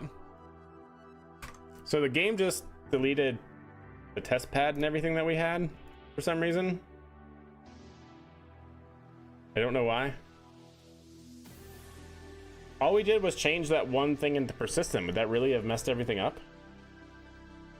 Yes, yeah, it can contain just pass. And then you would have to have some sort of exit condition, right? Otherwise it'll just be an infinite while loop. But yeah, it can just be a pass statement. I hope we didn't lose that stuff. That was weird. Yeah, our test pad and everything that we take the DCX off of, and like our taxiway and everything was gone. Not sure what happened. Oh, the reloading database. Ooh, good call. Possibly, depending, yeah, because it would have reloaded, I guess, the assets, but not the mods, I guess? Yeah. Maybe. Because that's all what gets loaded, I guess, at the beginning here. Ooh, that felt good. Out of curiosity, there is this other... So if we look at this, right? There's parallax, and then there's parallax stock textures, and then there's also scatter. Like, is there a reason why scatter doesn't have? Is it scatter that I actually need to change for the config? Maybe. Out of curiosity, does this have collisions in it?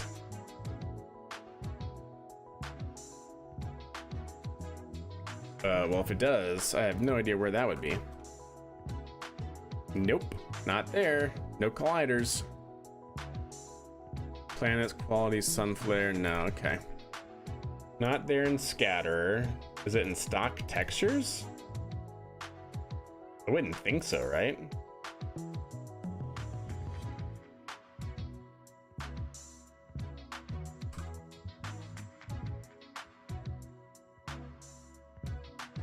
No? Yeah, that's what I thought. Okay. Yeah, I don't know why we don't have colliders then. Or maybe we do, and I just have been avoiding the trees very, very well.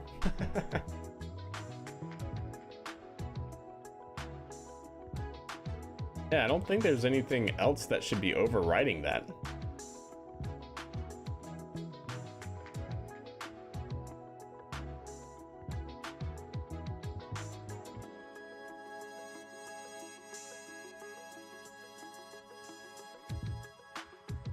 Yep, okay. Solar, no, definitely not this. Nope, definitely not that.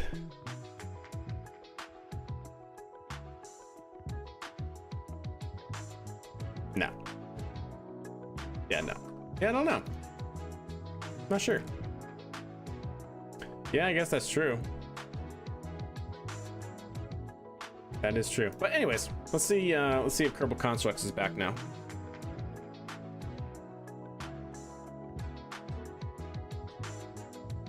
Yeah, I don't know what would be breaking that.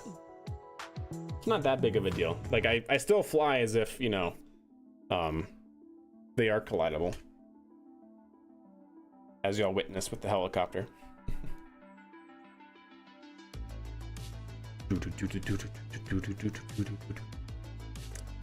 There it is, it's back. Good. Perfect. All right, let's get our DCX there out, and then we need our grounds crew, which is going to be predominant and omni. There we go. And let's make it happen, Captain.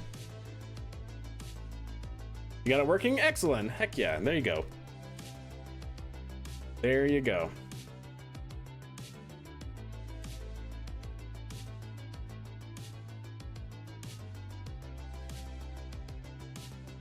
Alrighty then.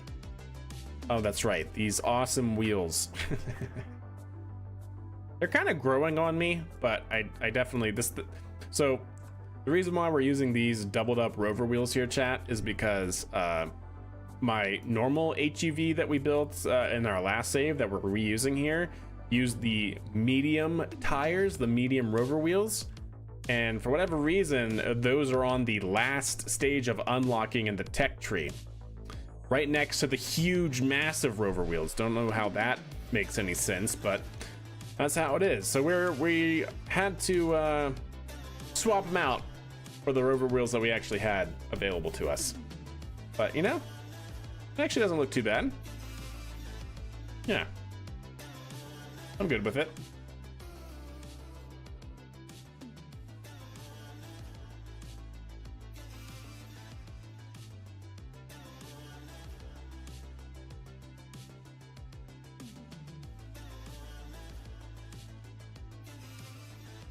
Okay.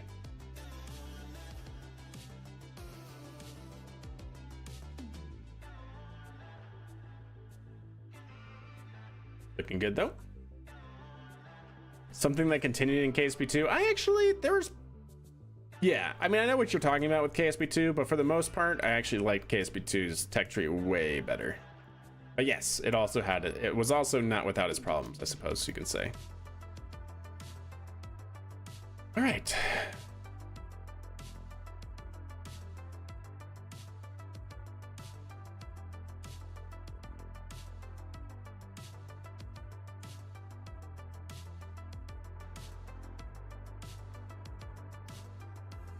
There we go.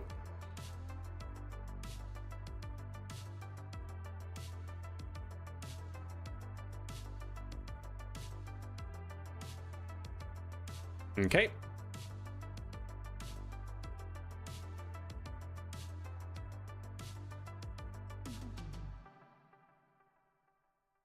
And we're free.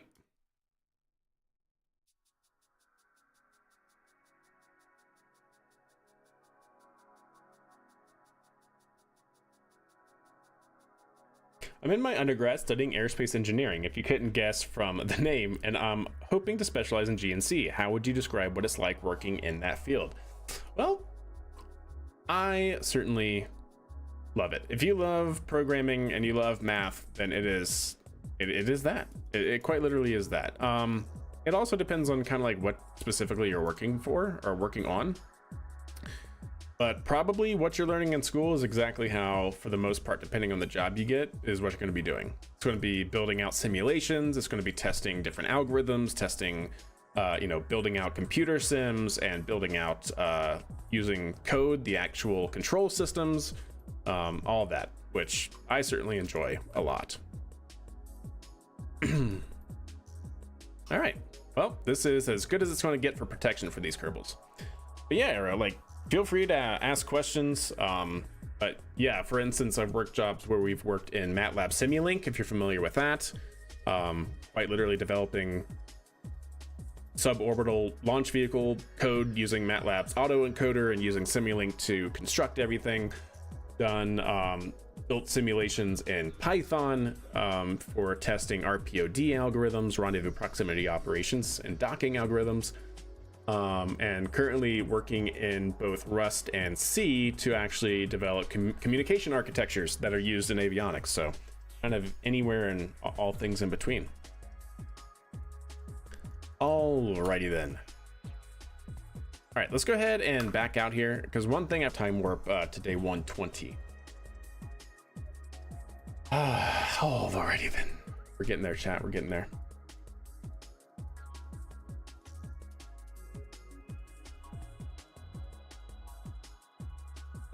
Cool. So let's time warp to day 120.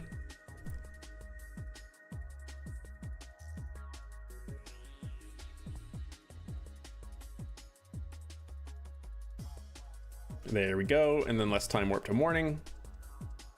Hey, what's up, RJ? How are you?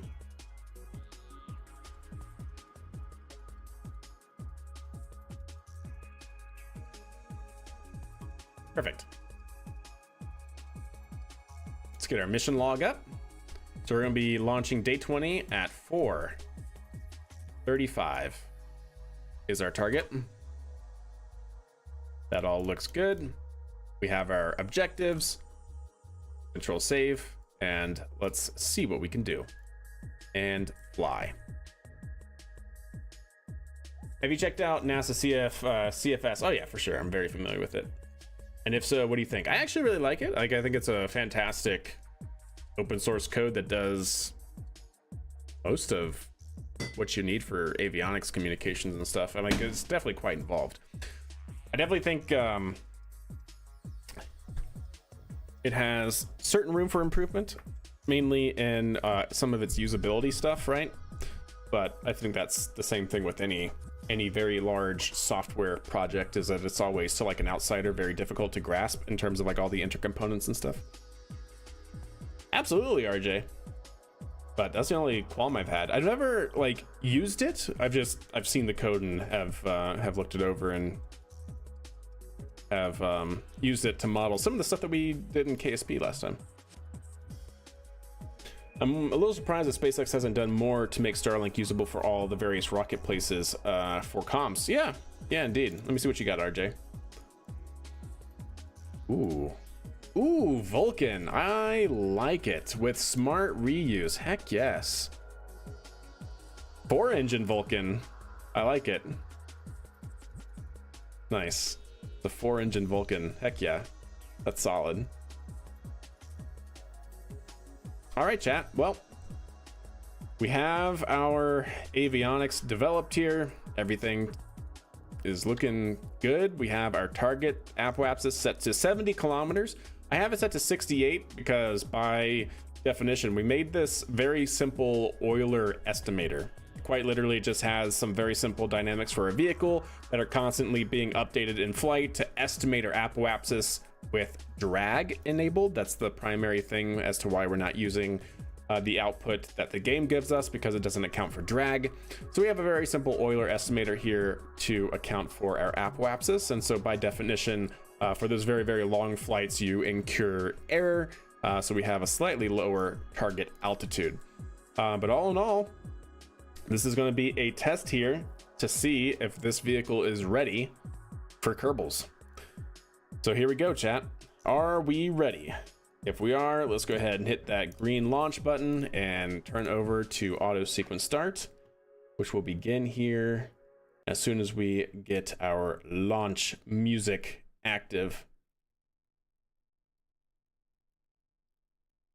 There we go. Let's see, which song do we want to play?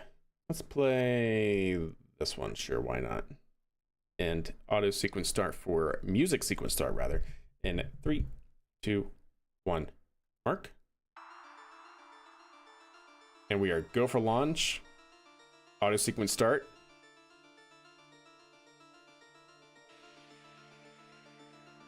And we have our launch of DCX for the first certification flight. 3, 2, 1. Engine ignition. Oh, that's not supposed to happen, chat. Hold the phone. Hold the phone. Wait just a second here. Well, that was a good test. Panic control point does not exist. Did I forget to change the control point, chat? Did I forget to change the control point? Success! Yeah. Crew on board? No, there shouldn't have been any crew on board. Hold up. Let me, all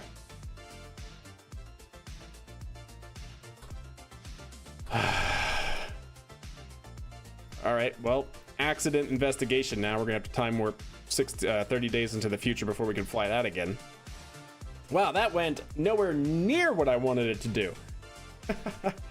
I am actually interested in just running that back real fast, and then we'll time warp, because I want to actually see, was that just...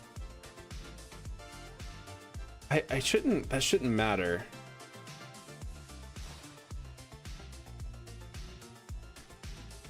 Weird.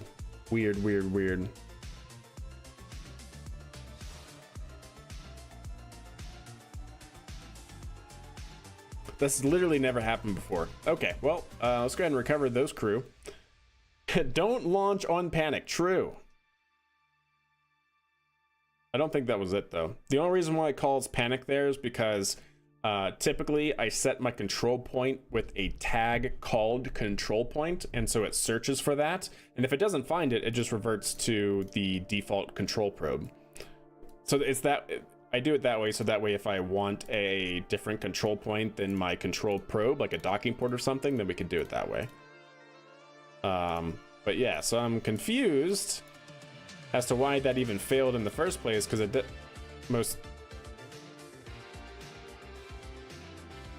definitely shouldn't have. And I think I know why. I think I know why, chat. Oh my god, that's so stupid. I think I know why. Because I forgot to fuel up the spacecraft. So it took off with way more thrust to weight than... Yeah. Yep, I think that's why. I think that might be why. We'll see. Let me try that again. And then, depending on how this goes, we'll do our accident investigation. We'll time warp 30 days per our rules, and then we'll have to redo it. But I just want to... Actually, you know what? Let's just do it right here, because, like I said, I just want to do a really, really simple test.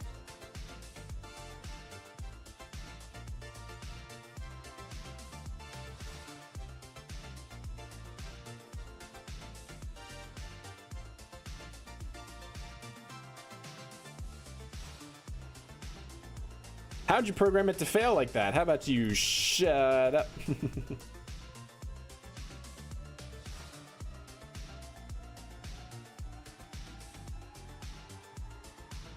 All right. So yeah, you see, it has very little liquid fuel and oxidizer. And what I forgot to do was this. Open up this menu and refuel the vehicle. So that's why that failed.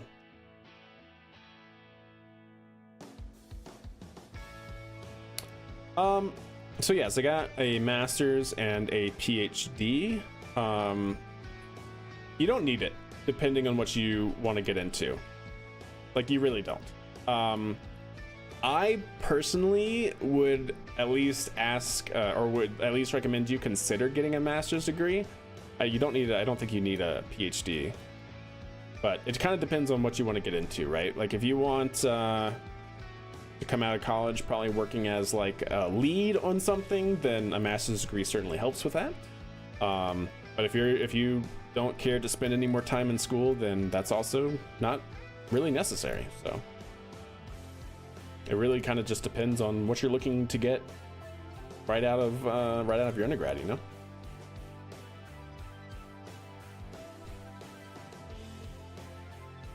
You were actually asking. Well, I apologize. I thought there was some snark in there with that lull, my friend. No, I'm pretty sure what happened was we took off with way too much thrust and our control system was like, why? And then also because our control point is messed up, and that would be why, yeah. Yeah, that would be why. It's because our control system, our control point, you see that? That would be bad, chat. Let's go ahead and command, is it under command? Control from here, let's do that. And then change name tag to control_point. And let's do that. That, I think, maybe should work. Let's try it.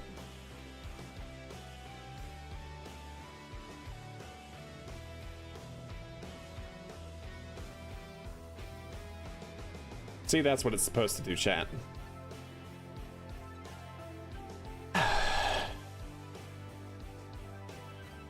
If you didn't have to pay for it, well, see, that is the good thing. If you do plan on continuing your education, right? Then, like with a master's degree, start looking early for both your school and the professor that you would want to have as your advisor, because they might be able to pay for your way, right?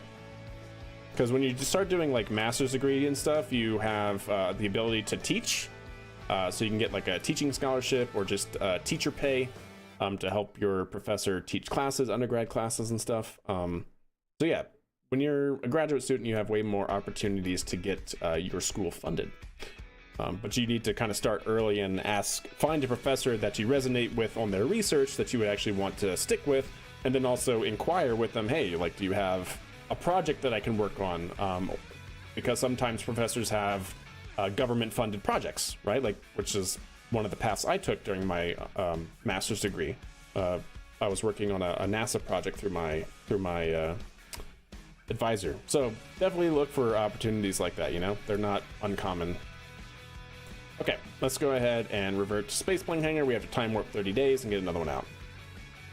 6 ads, oh god. Twitch is really, I feel like, making ads way worse than they used to be. But thanks for sitting through them, I guess. I don't know if I get that money really or not, but there you go. There you go. All right, command control point, that's fine. Name should be control_point. Now maybe I should actually test that part to make sure. Really? Why?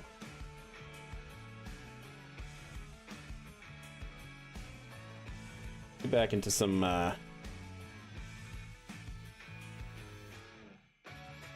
there we go.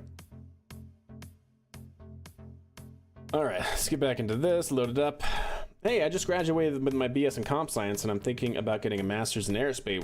What are some fundamentals I should learn before starting? Ooh, kind of depends on what you want to do. I would expect with a computer science background, you'd probably get into like dynamics and control. For that, definitely learn your linear algebra. Understand like direction cosine matrices and how to do rotations between frames and things like that. But linear algebra is like fundamental. Like you gotta know that. So I definitely recommend that.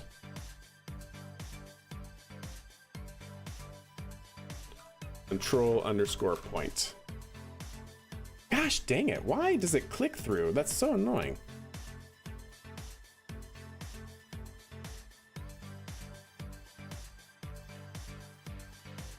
So what do I learn so I can launch rockets in the backyard? Yeah, exactly. What do you learn? I mean, you just gotta have the drive to do it, right? There's definitely some open source things that can be done. Oh my gosh, why is it gotta be like that, chat? Oh my god, I don't want to do it. It's a trap. It's a trap, chat. Change name tag. Change name tag. I don't want to click that. Oh my gosh. You'd think I would learn, chat. Oh, that time I thought I did learn, but nope. It still outsmarted me. So, guess what we're gonna do? We're gonna go into here. We're gonna right click this. We're gonna drag this over here. We're gonna back all the way over here. Wait, what? Wait, why? Where is it? Chat. I don't know if the game's broken or what. You love Diffie Q? Heck yeah, there you go. 10 out of 10 class, nice.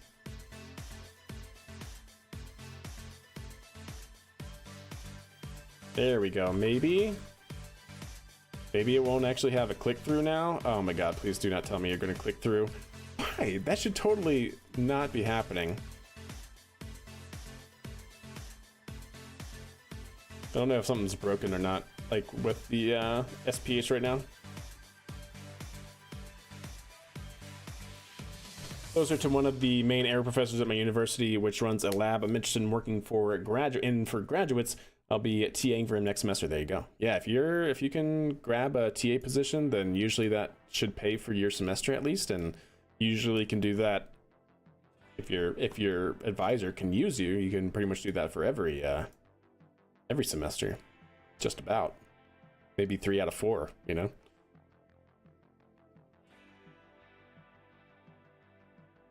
Well, the Kerbal scale diameter tanks are the way that they are. In what fashion?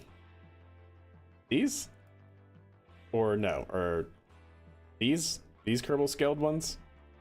Why these are the way that they are? I could not tell you. Could not tell you. Won't be too long and programming jobs won't exist except to utilize AI and yeah, AI is definitely everywhere, even in the aerospace industry. It's definitely been the bug, you know.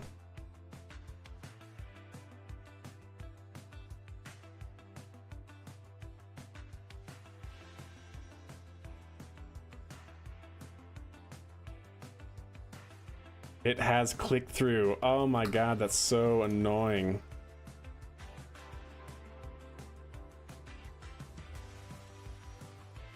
Yeah, it has clicked through, chat. I can't do that here. That's annoying. Okay, well, anyways.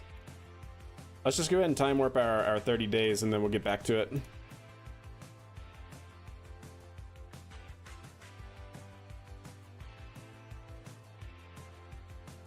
What was your thesis on for your PhD? For my PhD, it was machine learning for satellite autonomy, for fault detection specifically, and isolation. So basically, like, what sort of online AI algorithms can not only detect a failure, but then figure out what to do with that failure on your spacecraft autonomously. Can you install a click-through blocker? Is that a thing? I'm not sure. Click-through blocker. You don't say. Click-through blocker. Is that on CCAN? I have CCAN here.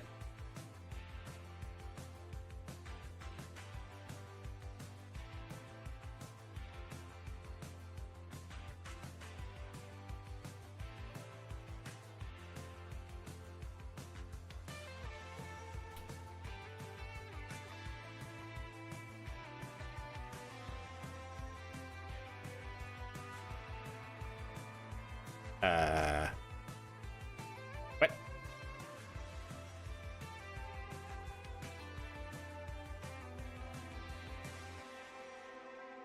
Okay.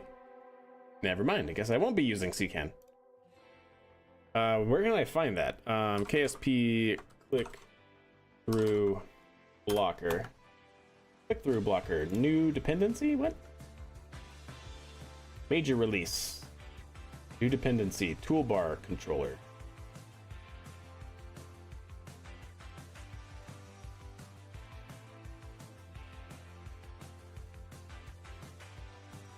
All right, there we go. Yeah, we might go ahead and get the get these then.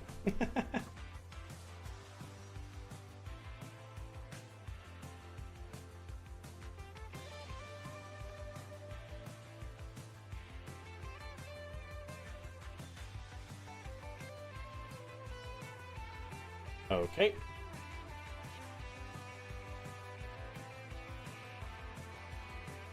All right, let's see what we got here, chat.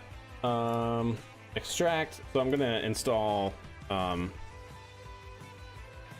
click-through blocker, I suppose.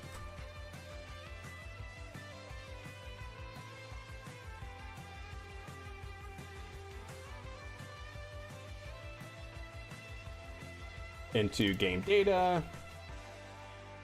Click-through blocker, excellent. Get rid of that one. Then the other one should be toolbar. Extract all. Extract. And take you and push you into game data folder. Okay.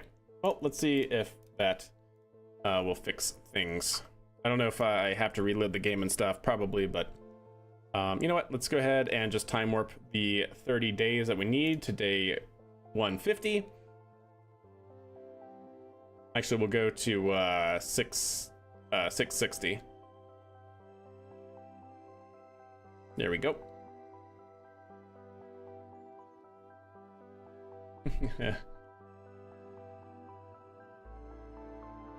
I'm not as confident that programming jobs won't exist, but they will be different. That is true.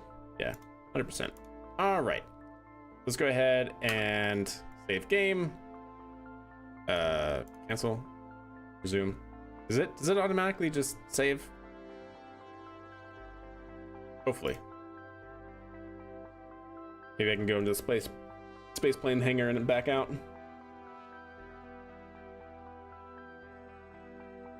Yeah, future programming jobs will just be AI prompt engineers on how to have AI build out your software architecture and code. All right, that should have done it. Let's go ahead and kill the game, and we'll bring it back up. So hopefully the click-through blocker is actually a thing. We'll see if that fixed it. If not, then I don't know what to do. I guess just make it the root node. It actually can be the root node if we really wanted it to be. Either that, or I just have to remember that standard operating procedure for that needs to set the control point after the fact.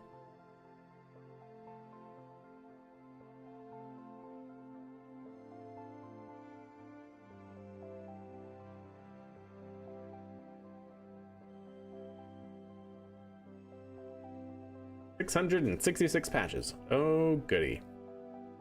Huh. Well, that seems less than ideal. What is the time warp doing? So time warp speeds up the days, which means that, you know, it basically speeds up physics. It fast forwards the day within your universe, within the Kerbal system. So you go through day and night cycles, the moon will orbit around Kerbin in that amount of time, the whole planets will shift, so you can literally time warp like a whole year in advance and, you know, do an interplanetary mission that maybe your planet wasn't aligned for originally. So yeah, it just speeds up all the physics.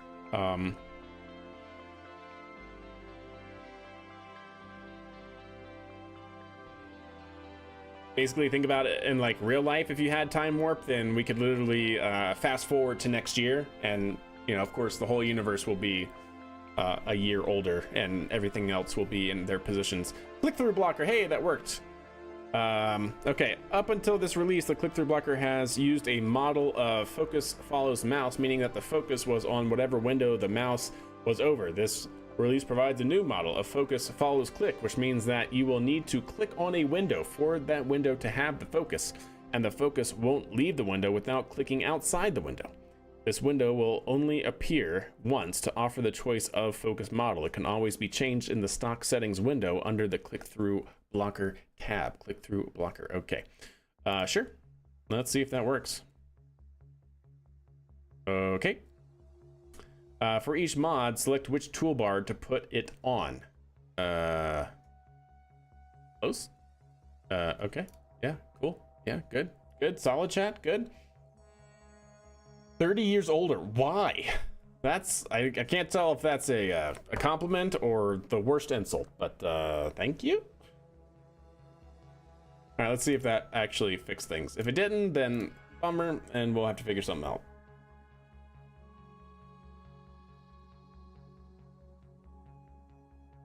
All right.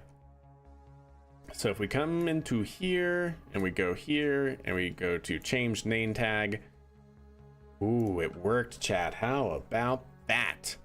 Control point set.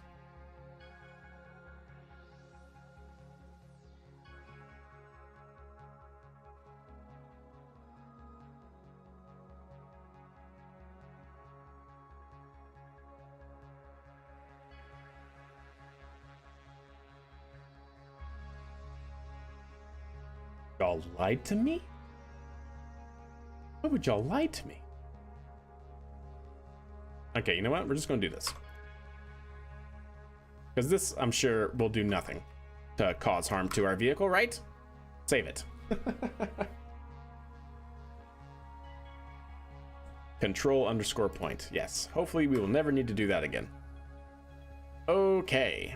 We've time warped successfully. All that should be good. Let's get our crew members in there. Omni and Predominant.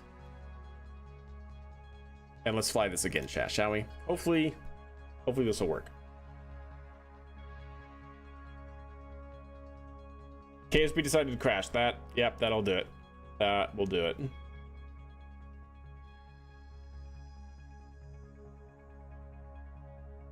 Yeah, maybe names. I don't know. I don't know how the name tag of the part is in the persistent file.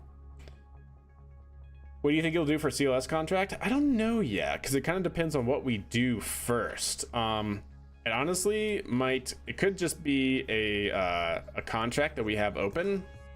Like for instance, I of course am going to need a lunar lander to gather science from the lunar surface as a contract that we have, things like that. So probably something like that. But I don't know yet.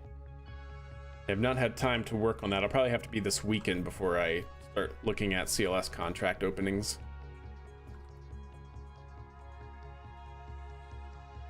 You have a reusable lander? Well, heck yeah. For the moon? That sounds neat. Ah, solid. Okay. Oh, goodness. Well, we almost flipped. That could have been bad. Solid. I like that.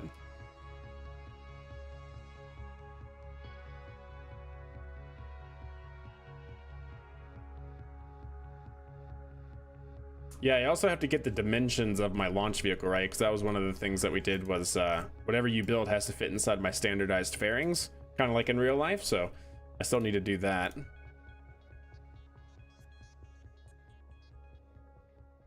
Not that that's usually a big deal.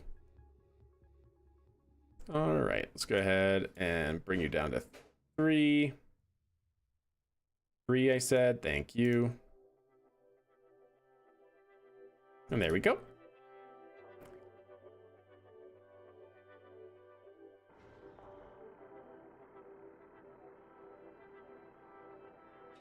Alrighty then. Yeah, hopefully this one will be better.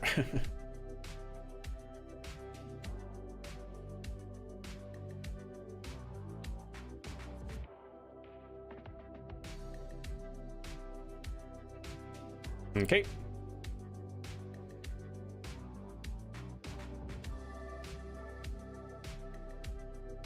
There's a flagpole right there with our iconic GG logo. Not too shabby, chat. Not too shabby.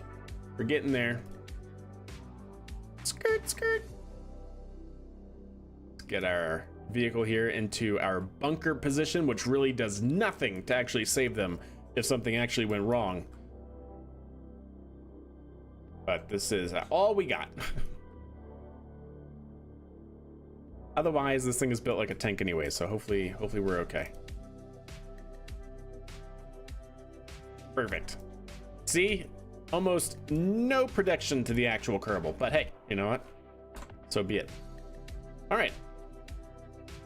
Go ahead and quick save.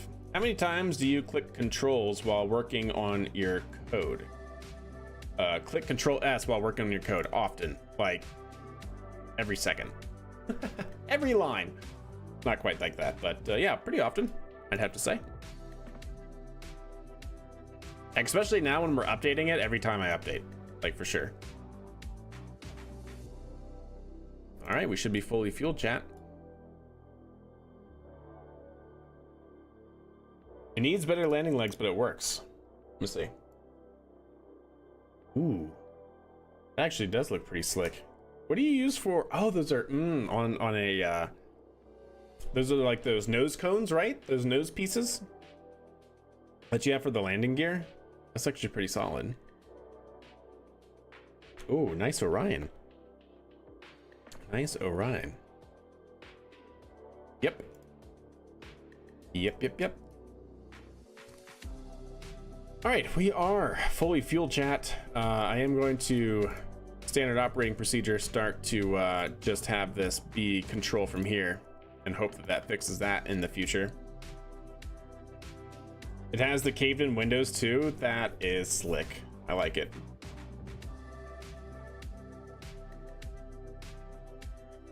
I'm working on an Ares 1 for it. Yeah, there you go. Stick rocket. Stick rocket, chat. Okay, well, let's see what happens, chat.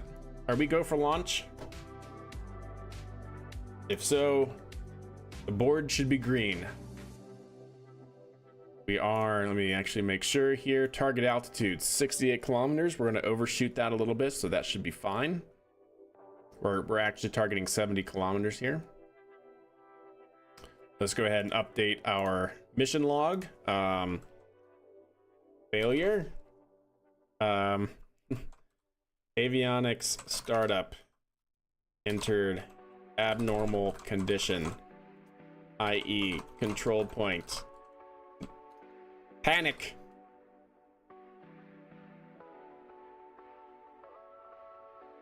Fixes include tagging primary controller. Yep. And changing standard operating procedure to enable control point change before flight. Okay, great, awesome, wonderful, grand. Yep. Boop. Okay, let's try that again, chat. Let us try that again. Almost high enough. Mission number 2. Launching now on 66 at 3. We'll call it 341. There we go. Yeah, sorry, 541. All right. Boom, baby. The board is green. We will enter music sequence start on my mark.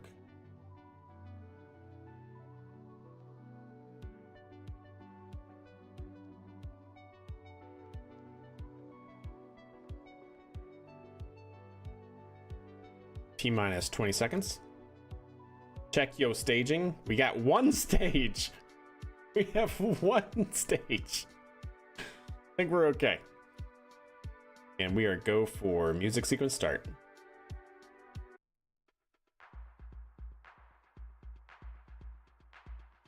Auto sequence start on DCX vehicle, and we are go for launch.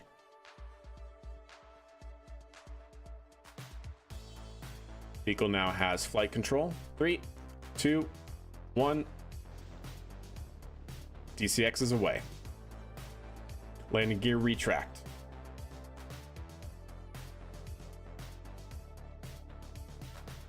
YouTube is go. Thanks, Paul. Heck yeah. All right. Fully autonomous from here on out. Python should be doing its thing, chat. Control point is maintained. Vessel not changed. Active vessel is the DCX. we are no longer panicking for our control point loss. Yep, I'm on YouTube as well, indeed. Doubling up, multicasting.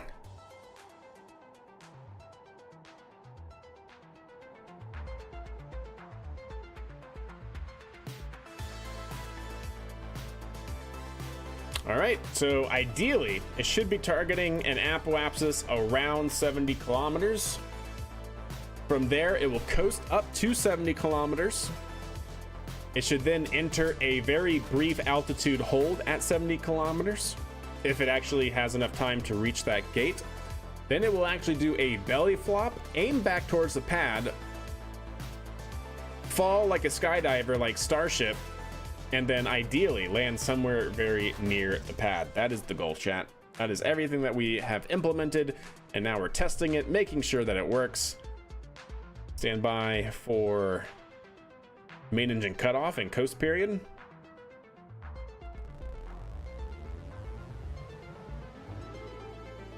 There we go. Excellent.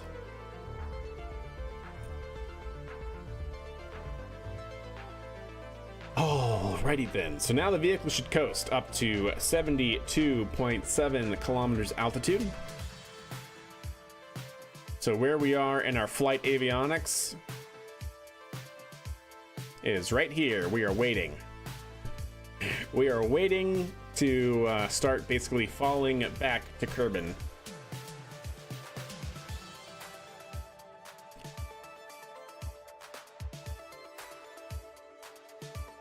We have all of our control systems set up, all of our PID loops that we use in our control. And then we'll enter mode 1, which is a hover at target altitude, but I don't think we're actually going to have time to enter that. It's not really a requirement for this vehicle.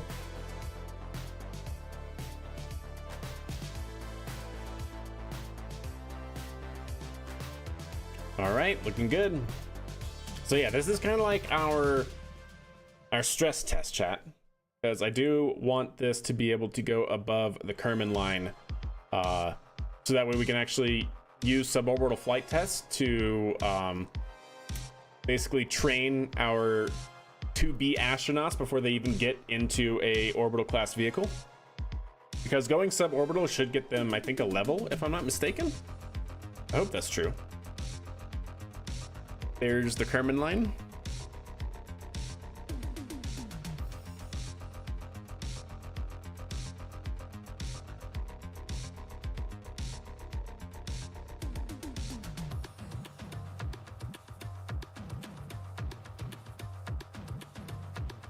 All right. Should be about there at Apo. Stand by. There we go. Past 68, altitude hold, and pitch over. There we go. Why would you not test to see if that's true or not? What? What should I have tested? Oh, about the altitude hold? Yeah, we entered it for a second. I expected it to be for about a second because of this right here. I have it set to 1 second, essentially, but I wasn't sure if it would actually be able to activate the engines at that amount of time. All right, so what are the readouts here, chat? So right now we have distance, linear distance in the horizontal plane to the pad. That's 2.4 kilometers away from our landing zone right now. We are moving backwards, hence the negative. Moving backwards away from the pad at 7, now 8 meters per second. This is the commanded pitch down due to our distance to the pad, and this is our commanded pitch down due to our horizontal velocity component going backwards. So overall, the vehicle is commanding negative 25 degrees pitch. We basically have what's known as a cascading controller architecture. At least I think that's what it's referred to as, where you basically have two PIDs, one controlling different aspects of the vehicle. So one controlling distance to pad and one controlling horizontal velocity to the pad, and their outputs are basically summed. So over time, you should see the velocity, once we start getting into the thicker atmosphere, start to increase really high. And so the vehicle will actually start pitching up, whereas our distance to the pad is going to try to command a pitch down. But basically our velocity is acting as a regulator so we don't overshoot the pad. All right, starting to see the atmospheric effects here, starting to slow down and move towards the pad. We have 3 kilometers to pick up here though. But that should be really no problem as we really are starting to pick up speed. There we go. Little atmospheric effects making us very hard to... the vehicle's having a tough time battling the atmosphere. Not sure what it's doing exactly or why. There it goes. Oh, that's weird. I don't know how our calculations had it do that. There we go. Now we are entering our landing zone, our landing configuration. What is it doing? It's literally never done this before, chat. Literally hasn't done this before. Oh, that's absolutely wild. 75 meters per second, chat, as it tries to flip over horizontally. And shut down. Perfect. Absolutely perfect, chat. Heck yes. That's exactly what it was supposed to do. Every bit of it. Now I'm curious as to how it actually entered that. Because for some reason, it did not like that, chat. Let me actually do a quick save reload. So we'll count that as an absolute failure. But now we gotta figure out why it did that. Because we've flown this thing 30 times or so, and it's never done that on the return. Now that is the highest we've ever taken the vehicle. So I'm wondering if it not being able to effectively battle, if you will, the aerodynamics, and so that's we were flipping out of control due to the aerodynamics, and so the control system couldn't compensate and was throwing calculations and everything out of a whack. I can only imagine that would be the reason, but I'm not sure. It was definitely weird. Crew would have brown pants. Yes, they would have lived. That is true. All right, so like I said, we'll count that as a failure, but I did want to do a debug real quick and have it go. Let's have it go up to, say, 18 kilometers altitude. Because it quite literally should not do that. Also, I want to see if I don't change the control point, if it will automatically default. Has it had no horizontal velocity before going straight down? No. No. We always have a very high horizontal velocity requirement. Because we aim away from the pad, specifically. Oh, I forgot to refuel it, son of a gun. I was like, what the heck? I was like, now what's going on? The whole game is messed up. No, I forgot to fuel before flight. Oh, you know, that actually could be all because of, yeah, that's actually true. I didn't think about that, Arrow. Yeah, because of the stinking click-through problem we were having. Yeah, we changed the flight configuration, of course. But let's fill it up. Yeah, I want to see how it behaves at 18, because it's definitely should not do that. See, that's the thing. We've flown this vehicle so many times. Actually crazy. All right, there we go. It's F5 again.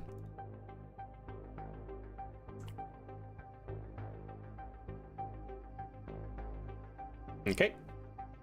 But that was actually a really good test. See how it defaults to the correct control point? So that's good. It did that correctly, at least. All right, let's go ahead and time warp up to our apoapsis here. It should be shooting for around 18 kilometers apoapsis.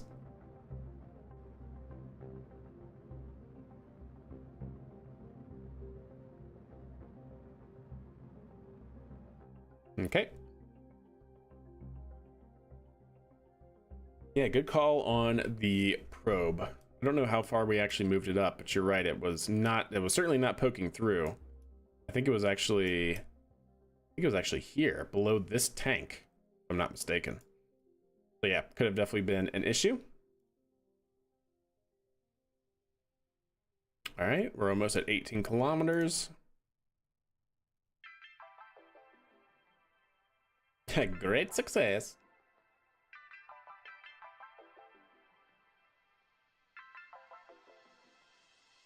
There's Apo.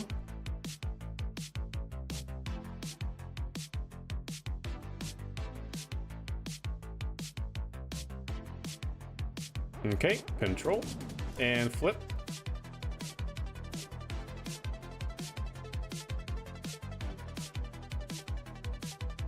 All right, it's going through its calcs. Yeah, off by 20 meters. Not bad for a simple Euler estimator.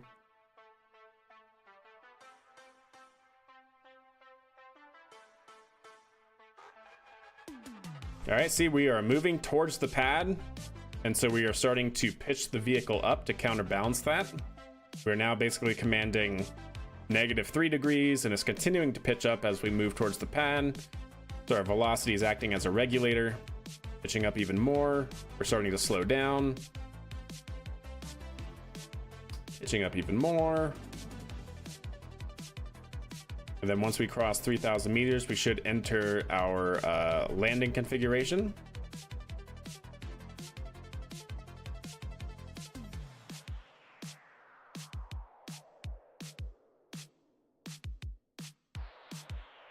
There we go. See, that's nice and stable. Engines on. Burning towards the pad.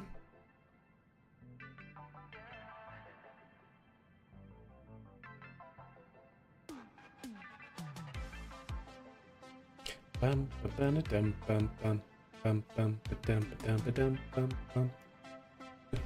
crew might be a little sick, but they'll be fine. And there we go. Yeah, not bad. We landed 160 meters off of our actual desired landing pad. And that's just with PIDs, and I'm sure they can be improved with more tuning. Like, for instance, we can probably set a better control stopping point at once we go vertical, so that way it's not doing this, trying to catch up. We can probably limit that, but that's what it's supposed to do. Stabilization fins, it'd be hard to do that since this thing, if adding any sort of fins like that, it's going to move our center of lift, right? Which is not good. Why does it oscillate so much? Because our PIDs aren't tuned, pretty much is the short answer to that. Do you think if I attach a heat shield right below the tank I want to hot stage on, do you think it will transfer the heat? Yeah, it should. I think I've done that before for hot staging, where you just have a heat shield and it should totally take the brunt. But that's what it's supposed to do. So let's oh, I know what I want to do. Yeah, so we're gonna just so remember, chat, that other thing per our rules it's gonna be a failure. Okay, so we don't get this one back. We don't get the money from taking it back because we reverted. So look, the birds, they're all migrating. Oh, now I'm getting three body problem vibes, chat. Anybody see that show? Look how well it flies, though, actually.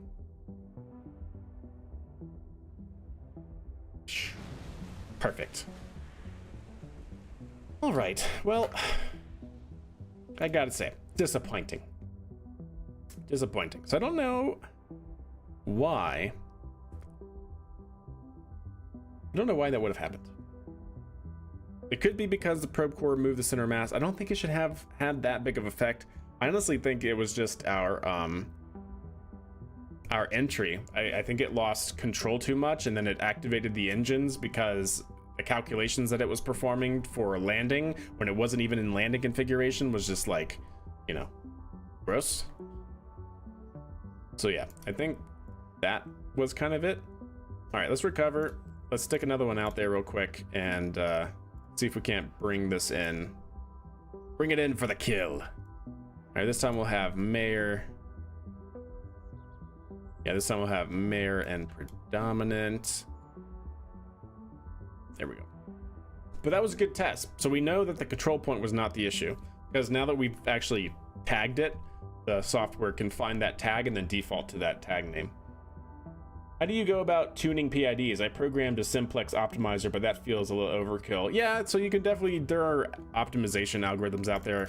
Honestly, because we're just in a very simple program that allows you to restart, you know, revert and all that sort of stuff. The old-fashioned way, which is like you can use frequency analysis and stuff like that as well, like Nyquist and whatnot. But yeah, just changing the gain and seeing what happens.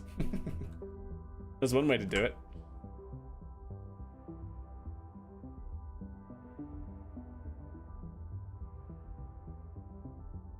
Do you think you could put the DCX on your other launch vehicle and act as your capsule for the future? Yeah, I think so. I think it could do that. I think it is actually maybe small enough to fit inside there. I don't know, we'll have to see it. In terms of mass though, I'd have to see how much mass this thing is fully fueled. Also, why is that terrain seam happening? That terrain seam wasn't happening before. Was it? I don't think it was. Man, what is going on with this game, chat? I swear.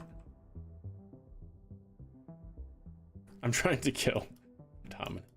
I am not. How dare you suggest such a horrible thing? And pause. There we go. Lock and out. And reverse rate and go.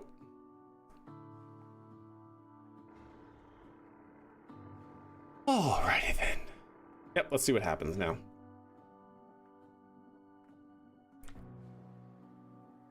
Yep, I don't know. That was odd behavior. Like I said, you've flown this thing many times and that never happened. So I'm not sure what exactly is going on. There we go.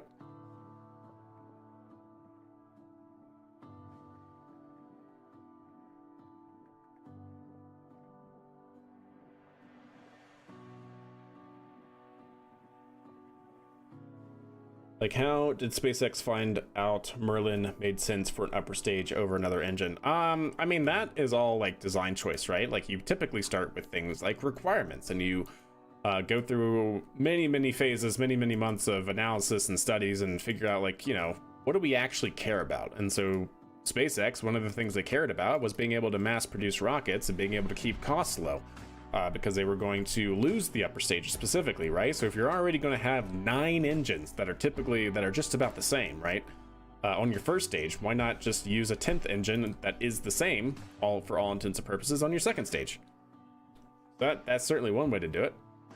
But yeah, you go through and build out requirements for your system, and then from those requirements, you do what's known as analysis of alternatives and figure out all the different ways you can do this and what requirements can be met and cannot be met, and basically you quantify what's acceptable and what's not, and then you hone in on a specific design point. The unload process, yeah, probably could be. That's actually not a bad idea. Names. Eventually. All right, F5 chat. Let's try again. This time, full flight. And I'm not going to change our control point because that should be taken care of. 68,000 is our mark. Here we go.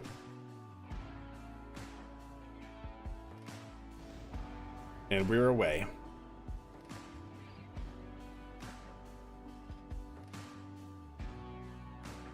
Aiming for 70 kilometers.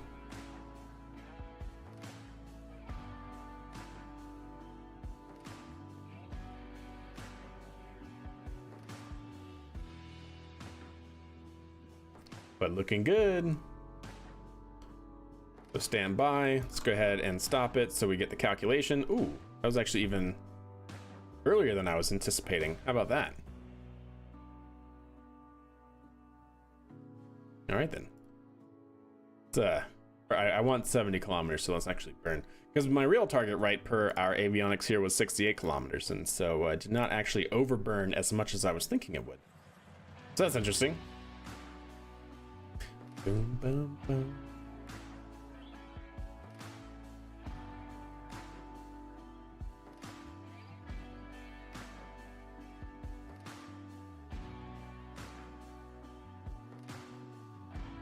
All right, let's see if this one's going to be better, chat, yeah?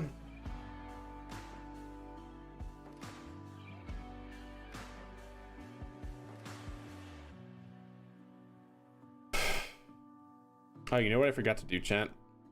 Not that it's a big deal, but we did not push the probe back to where it originally was.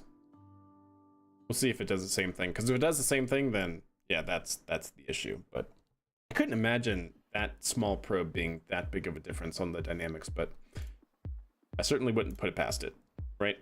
Things have broken for less.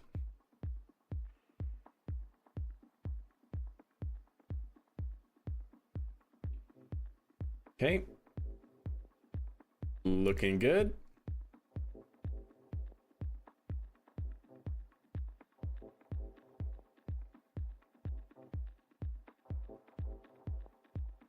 An expendable rocket. Good for you. Welcome to the dark side. Okay.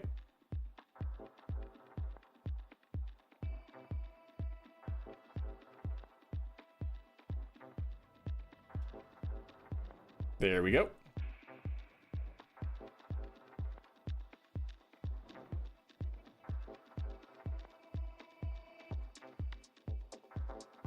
Yeah, I can probably definitely change the PID gains here to not have this problem, so fair enough.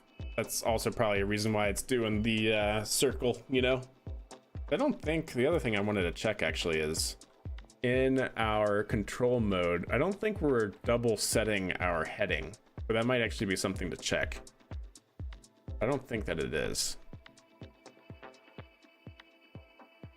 So it should be, if it's less than 3,000 meters, we should be here. And we get our current position and we define our heading here. And then we change our heading based on whether or not our burn has started.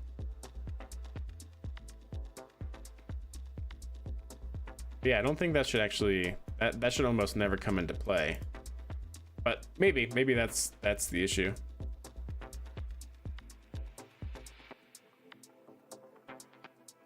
Yeah, I wonder if it's worth taking that out and seeing, depending on if it does it again. All right, so once again, looking okay.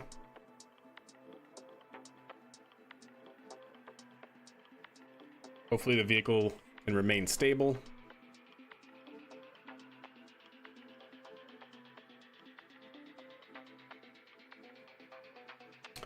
We have tested it at higher. Like, we've gone all the way up to 60 kilometers before. This is just now 70 kilometers. So yes. Oh, now it wants to remain. Oh, never mind. I was gonna say, oh, now it wants to remain stable.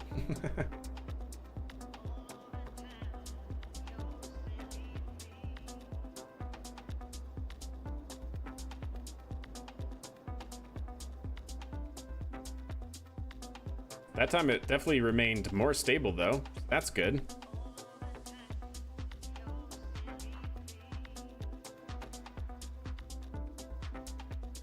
It's circling the landing zone, chat. Look at that. It's circling the landing zone.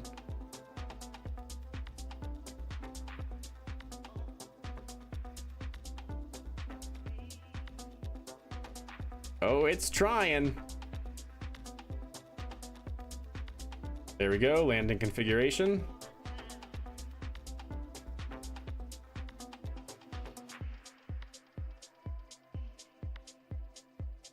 Yeah, I think I just need to tune the PIDs on the control there. Keep it from doing that. That's more stable though. And then successful hover slam, and then constant rate of descent down to the ground. Well, how about that, chat? That That was decent. That was all the way up from 70 kilometers. Cool. So what we can...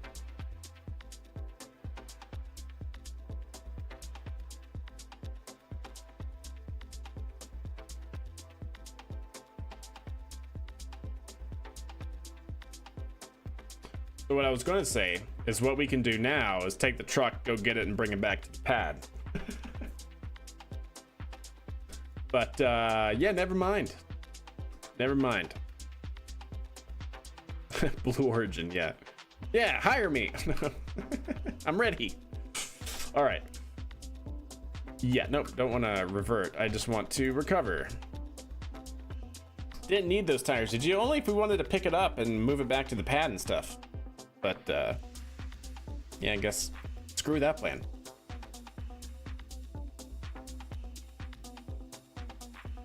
All right, I'm happy with that. So we got one flight test successful under our belt, but we definitely will have to do more, but not tonight. So let's look at what contracts we can complete now. We also have no, don't want any of those. Position Minerva 1 relay in an adjusted orbit. Well, we can actually definitely do that. Yeah, okay, we'll take that. We'll take that one. That should be easy. What I also want to do is position satellite in a specific orbit of Kerbin. Let's do this one. That looks fine. Let's do it. So that's the one we're going to do. We're going to launch another Kedra satellite. You guys probably already discussed the paper published about Starship's Mars mission feasibility. I have not. Link it up. I have not heard of such a thing. Does it track both downrange and lateral distance and velocity, or just downrange? Yes, lateral distance as well. Yeah, well, it's really just downrange. It's total horizontal linear distance. Does that make sense? So it's basically the distance we are, no matter what angle we are, to the pad. Because essentially how the control systems work is we have a heading controller, which depending on where the pad is and where we are heading, it always tries to aim us at the pad.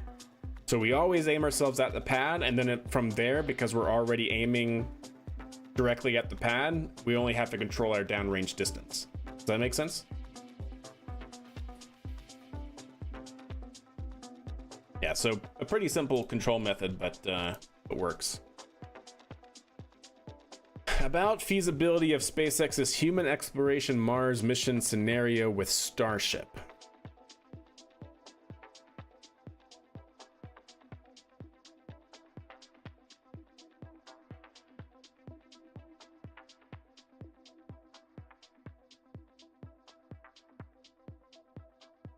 After decades where human spaceflight missions have been reserved to LEO, recent years have been mission proposals and even implemented plans with mission Artemis 1 for returning to the lunar surface. SpaceX has published over various media conceptual information for its reusable Starship.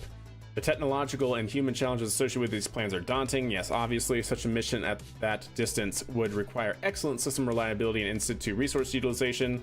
We have already talked about that at considerable length. Where is it? Where do I have it, chat? Do I not have it anymore? Is it over here? Stand by. Ah, yes. From here. From this paper. Remember that whole congressional hearing? Yeah. From Mike Griffin. Yeah, he talked about reliability. There was nothing that I saw from this reliability of operation concept he put together, right? Like if you think that Starship can achieve 99% reliability, and if you need 15 in-flight refuelings in order to perform one mission, well, you have only an 86% chance of hitting your window, right? So,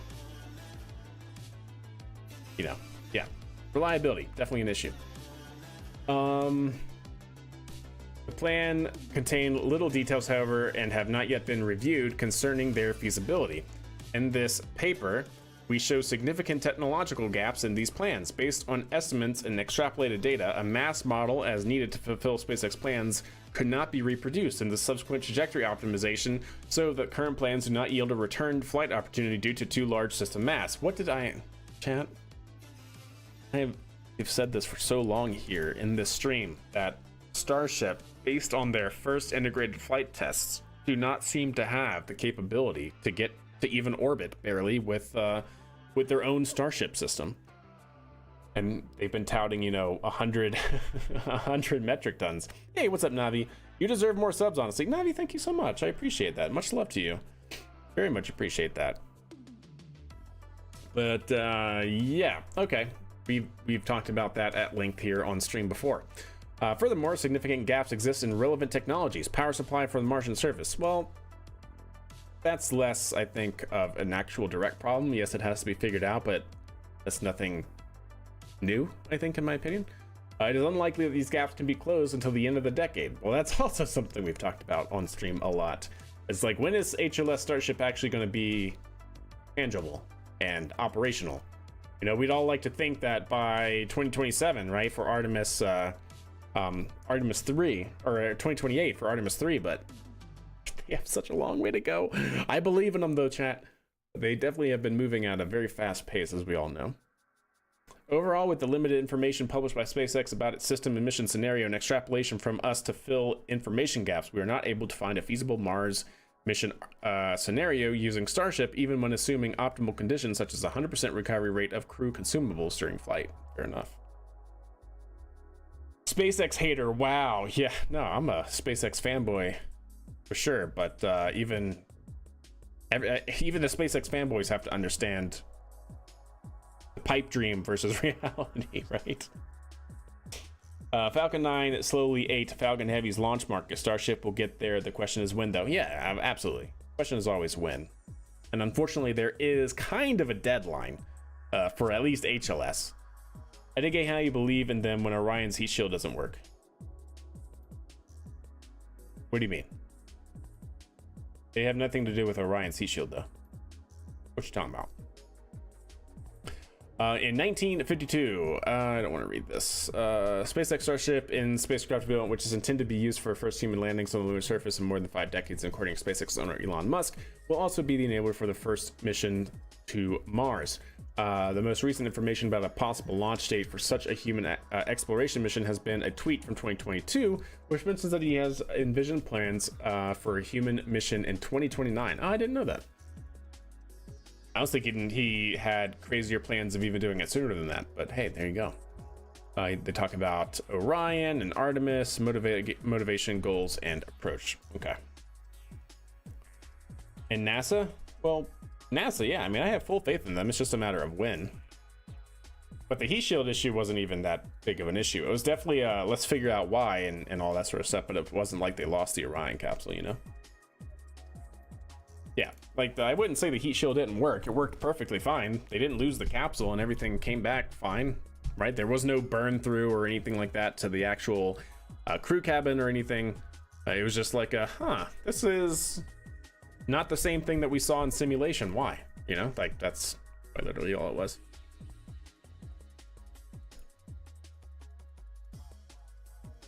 The moon, maybe. Mars, yeah, exactly. We will get there eventually.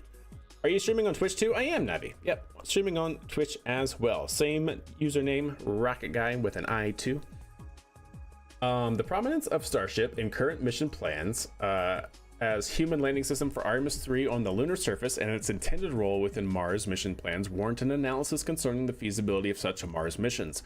This goes along with the establishing an understanding of mission efficiency, sensitivity, and effectiveness concerning mission parameters such as a launch date. The goal of the work is profound understanding of current gaps in mission architecture. Okay, actually, who even put this together? Like, do they have a they have the people's name here, but do they have probably at the bottom, maybe at the very end? Like, who are these people, and what gives them the authority for this?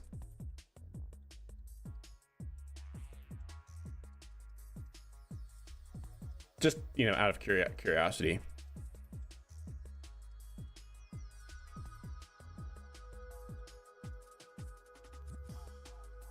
Like, I want to know how much weight this sort of analysis actually holds, right?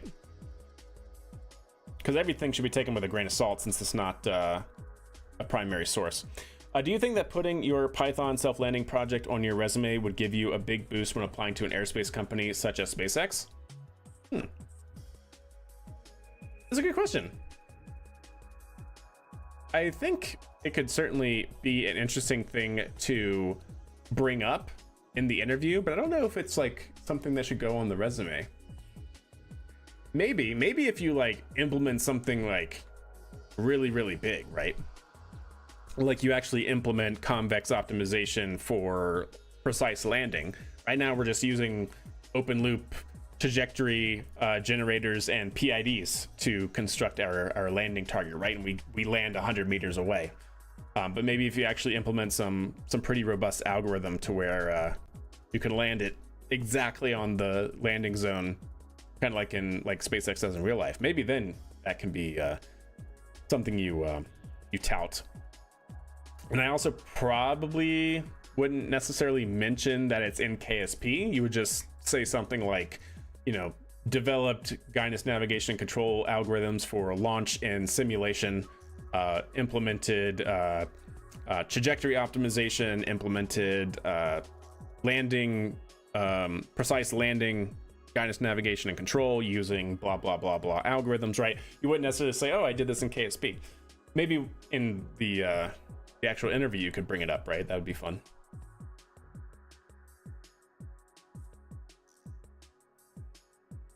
Oh, that would be interesting, Toaster. Yeah, that would be interesting. Is it fixed? I mean, they're working on it, but we won't necessarily know until the next mission, right? I mean, we'll know before then, but they're in the midst of making any changes to the design, and then they have to go through the entire verification and validation process. If you don't know what that is, you want to look at this handy dandy chart, which I'm sure any engineer in chat has seen. It's called the V method. Quite literally, it is the method for how to conduct pretty complex verification and validation from the entire concept design all the way through deployment.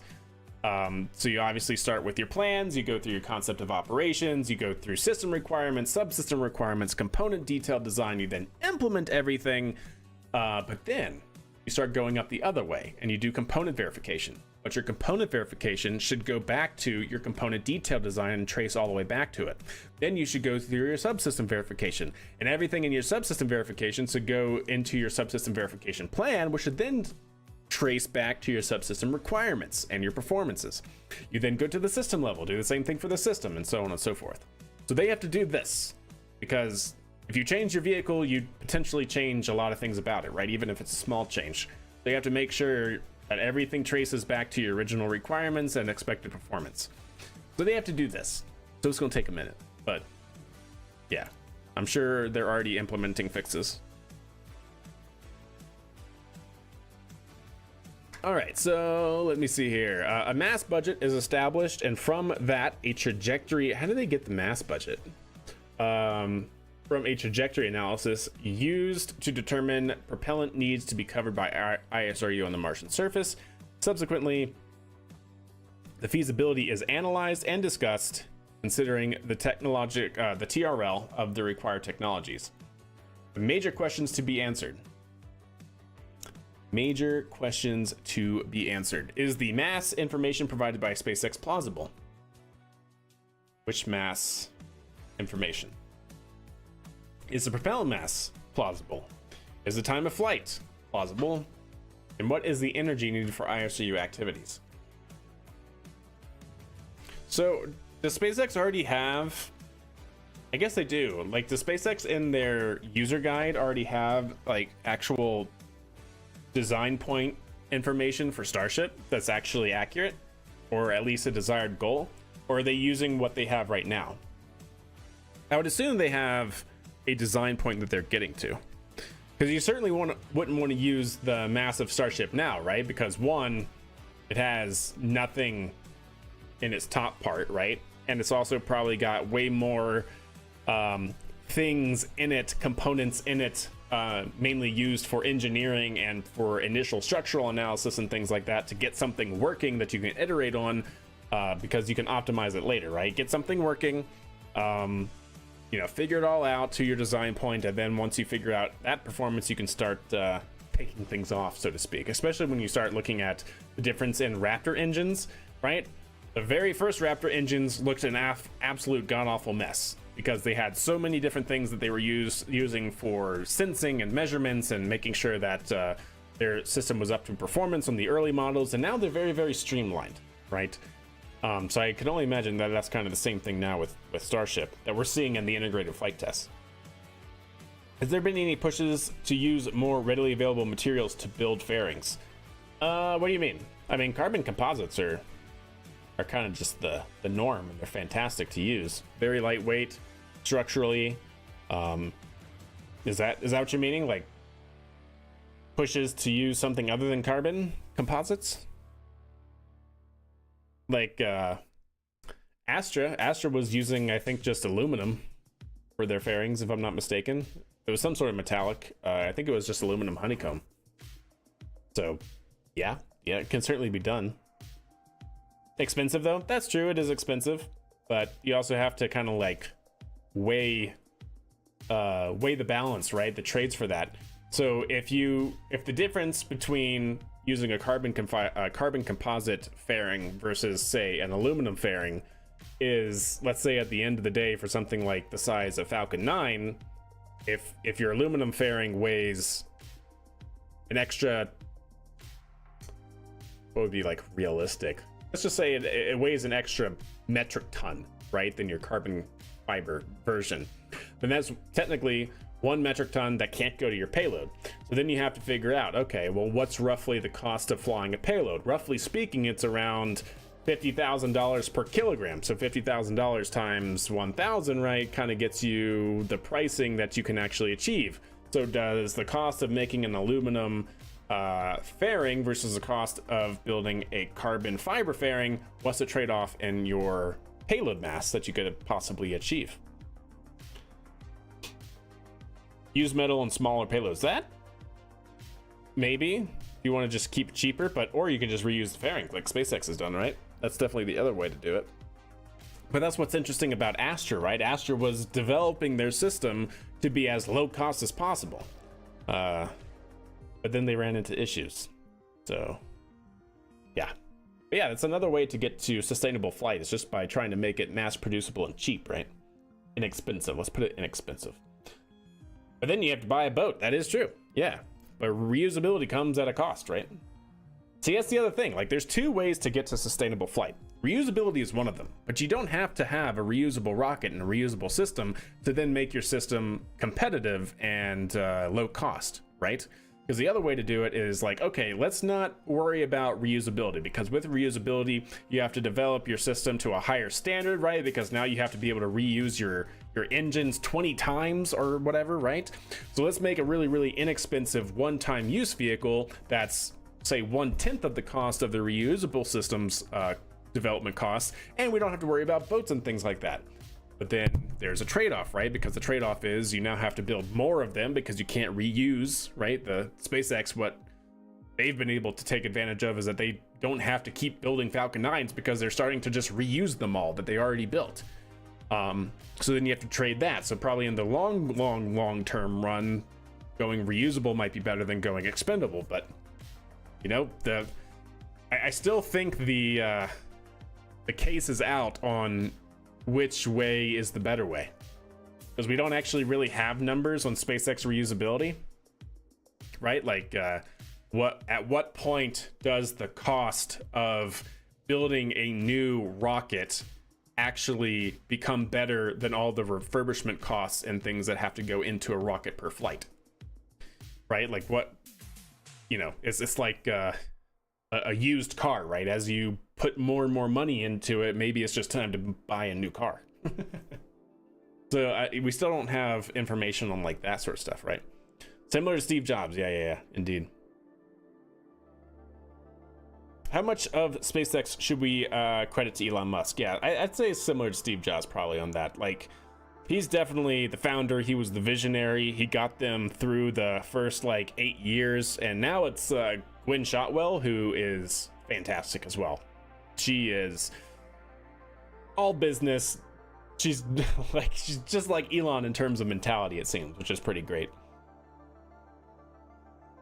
But yeah, I mean, I don't know how true this is, but I think it's true, based on several books and firsthand accounts. Is that he actually was the lead engineer on the Falcon 9 on the first iteration of it? Yeah, quite literally, he self-taught himself rocket science, right?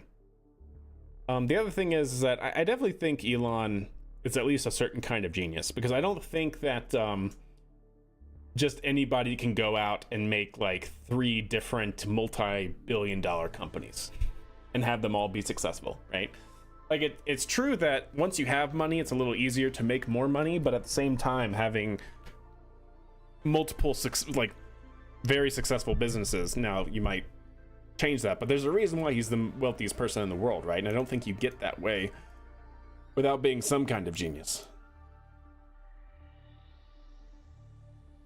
Uh-oh, I see research papers. Yeah, this is the one that just came out, apparently, about feasibility of SpaceX's human exploration Mars mission scenario with Starship. So we're reading it. STS was reusable and still. Yeah, exactly. Tesla, SpaceX, what's the third? I originally thought of the Boring Company, but I actually don't know where that is right now. And then I was thinking Twitter, but I don't actually know if that's profitable yet since he took over. So maybe it's only 2, but I mean, still, he owns a lot of assets, and he's still the wealthiest person by net value, right? So some kind of genius.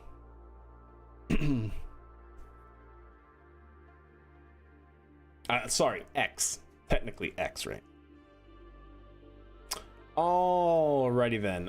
So yeah, we have that outlined analysis method. First, a literature review is conducted to compile available data on Starship system and mission design. The found information is filtered based on recency and reliability. From this, a baseline design for Starship and the mission scenario is selected, which will be used for subsequent analysis. The mass budget is set up using the ESA's margin philosophy for feasibility studies of science missions. Specifically, this means that an overall 20% margin is assumed for the system mass. Yep. This accounts for probably more than that. But anyways, this accounts for additional currently unforeseen elements, additional batteries, tank sizes. On component level margins can be described with 3 levels. 5% of the off-shelf items are essentially unchanged, 10% to be modified. Okay.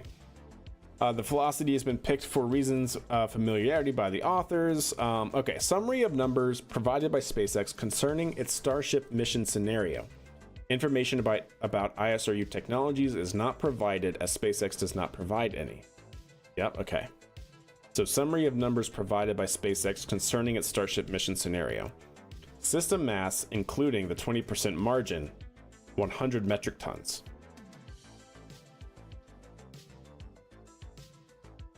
So 8, 9, 10. Starship User's Guide.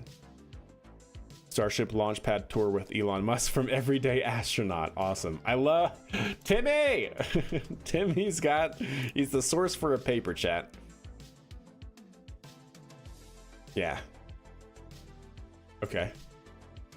So they got the information from interviews. I was wondering how they actually got the information, right? Uh-oh. Did I break my mouse? There we go. Uh-oh. I broke it, chat. It's broken. They didn't want me to read it. Yeah, for sure, Misadventures. 100%. Interesting. Why is this broken? Okay. Stand by.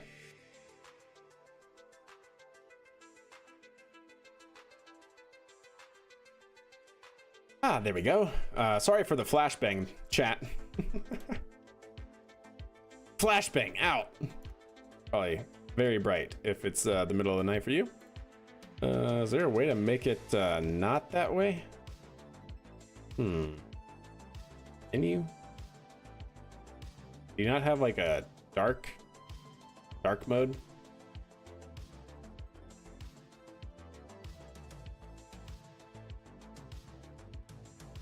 Is there not a dark mode?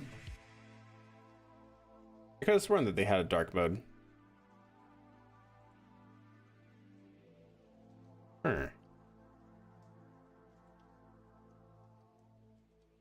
Should be a dark mode? I thought so, but it's not where I thought it would be. I thought it would just be like right here on the page. But I don't see it.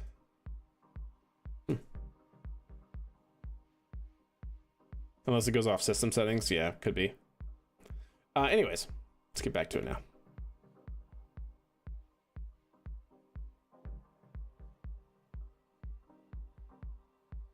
All right, so 100 metric tons. Cryogenic methane, 1,200 for Starship, 3,600 for Super Heavy.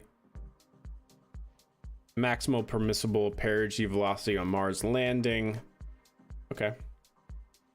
Fair enough.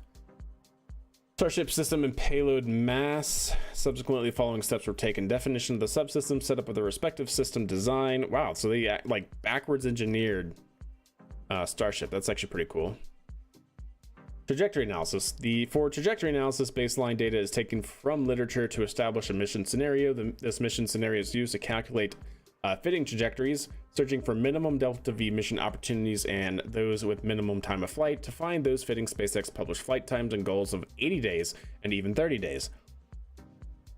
All calculations were conducted with parameter values for standard parameters. In general, the trajectory analysis of an interplanetary mission can be broken down to the problem of giving departure and arrival position vectors. Yeah, okay. So we have a structure. Wait, structural subsystem. Mass summary for Orion. Ah, right. Because their concept of operations is to use Orion as your orbiting vehicle and stuff. Since Orion is currently the most analog spacecraft based on its exploration mission purpose elements, which cannot be determined in mass in any other manner, were extrapolated based on mass information of Orion. Yeah, okay. Yeah, because they'll have some system to actually go to Starship if it's not human rated. Interesting. How many tons do they plan to carry with V2 Starship? I mean, 100 metric tons, 150 metric tons has always been the touted capability to LEO. And 150 metric tons to Mars with the thing completely refueled in space. That's the numbers I've always known. That is the numbers that I have always known. So they go through the mean orbital elements for trajectory design. Okay, let's get to some of the results here. Aha, okay. Baseline mission scenario. The baseline scenario for the mission is intended by SpaceX is given in figure 1, which is based on reference 7. For our purpose, we assume 2 uncrewed missions carrying equipment for power generation and IRSU will launch from Earth in 2027, and 2 uncrewed and 2 crewed starships will travel to Mars in 2029. Similar to so that's 4. Similar to the initial concept, but with a postponed time frame. Starship will launch from Earth and stay in Leo, while the main stages returns to Earth and is reused for launching a cargo version of Starship, which subsequently refuels the crewed vessel. This is repeated until sufficient propellant is on board. Starship transfers to Mars. Blah, blah, blah, blah, blah. SpaceX does not provide information about orbital altitudes. Therefore, we assume a 500 kilometers altitude circular orbit. This way, there is sufficient time for refueling, even in case of some launch failure. Gosh, are they really going to do that in LEO chat? Because there's something that's really interesting when you start looking at like propellant depot positioning optimization. So this is obviously they're not looking at doing a propellant depot in this scenario, but what they actually could do, SpaceX, is actually have a large propellant depot waiting in, say, geosynchronous orbit. The reason why, and maybe even out by the moon, because the reason why is this. It takes roughly the same amount of energy to go from low Earth orbit to geostationary orbit. And then again, it takes roughly the same amount of energy to go from geostationary orbit to low lunar orbit. And then again, it takes roughly the same amount of energy to go from lunar orbit out to Martian orbit, or like a Martian intercept trajectory. So it would almost make more sense, I think, depending on the actual energy that Starship can achieve, is to go into a much higher orbit, because then of course that lowers your required energy to go out to Mars from there for a Mars departure.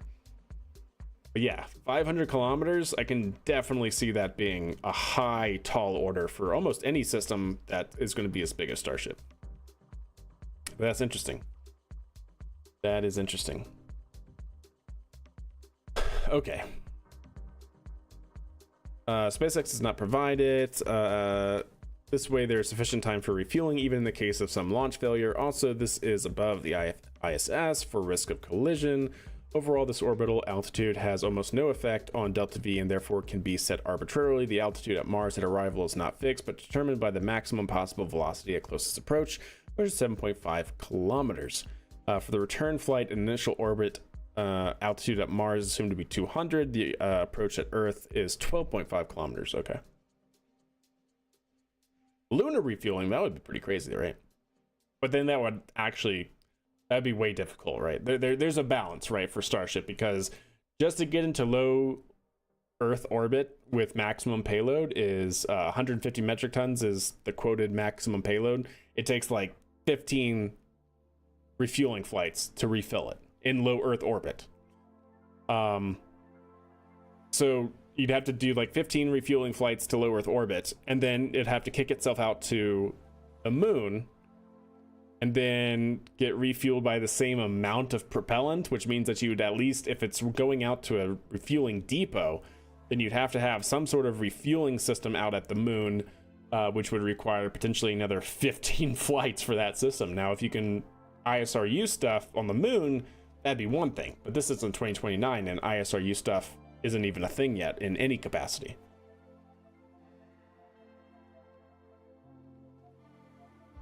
I don't know, Mr. Adventure. I'm just saying that would be an interesting take on this scenario. Could they achieve their desired feasibility here if they did not have it starting at 500 kilometers? Now, what they did say was overall, this orbit altitude has almost no effect on delta V. And so I'm not sure what they mean by that. Like total delta V of the system?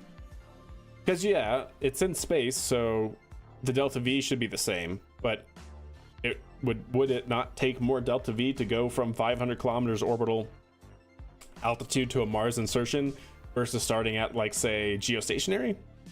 I'm not sure what they mean by that right there, but anyways.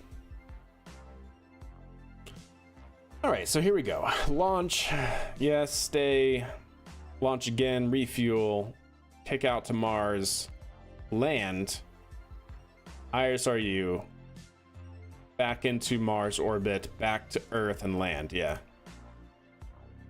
It's pretty crazy to think about, right?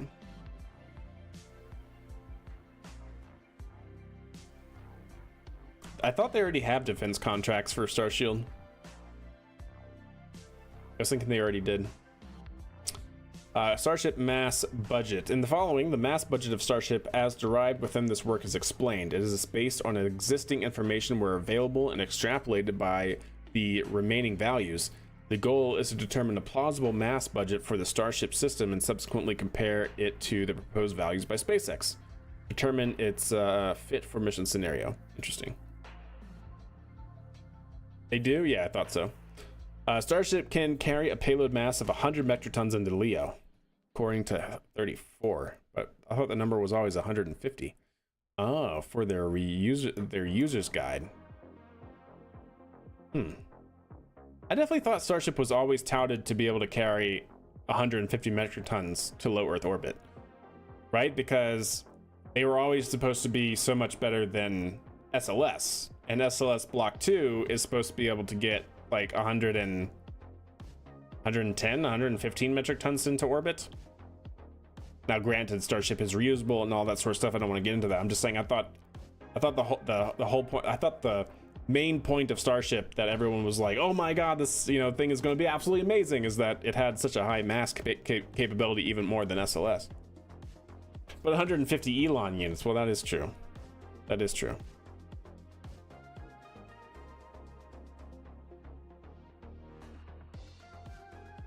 Oh, they get into propellant supply?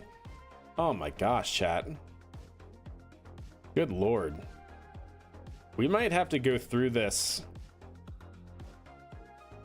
in a lot of detail on Friday, because this is really, really interesting. I love this. I'm so glad somebody's done this. That's crazy. It's so much detail. I mean, that's what you got to do for a feasibility analysis, but... So yeah, payload mass 100 metric tons, system mass with margin 100 metric tons. System mass without system margin is 83. The harness mass, man, can you imagine just the harness mass, chat? That's how much the cabling is inside this vehicle.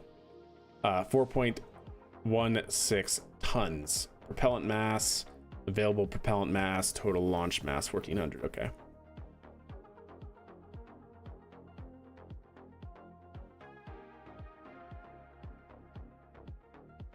Okay.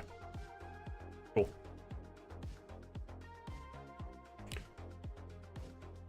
Pressurized volume calculation for I assume that's for habitable space, right? Habitable volume, the surface area of the sun. Yeah, okay, cool. It's assumed that the area specific mass of the polyethylene layer is 20 grams per centimeter with a thickness of 0.217 meters. The mass of this shielding is therefore 30 metric tons. Yeah. Was just waiting for publication. Nice.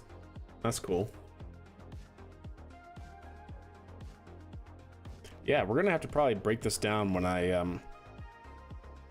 am less tired and more able to focus.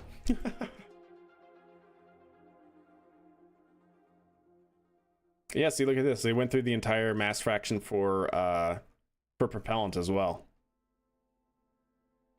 Oh, and consumables for the Eclipse system. Holy cow. Most excellent. The maximum attainable delta V with one fully fueled starship thus follows, using the rocket equation, the vis-a-vis equation, to be almost 5,500 meters per second. 5.5 kilometers. What's escape?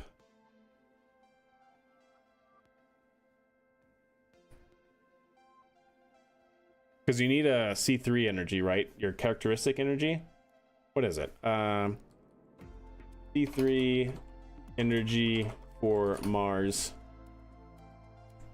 Typical ballistic C3 energy to get from Earth to Mars is 8 to 16 kilometers squared per second squared.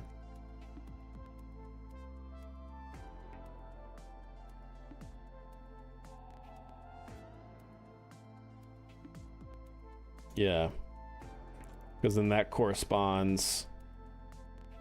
So if it's 8, because we would need a Mars transfer. Actually, you know what? Let's. There should be common rocket equation W. Indeed. Yeah. Let's do something like this, maybe.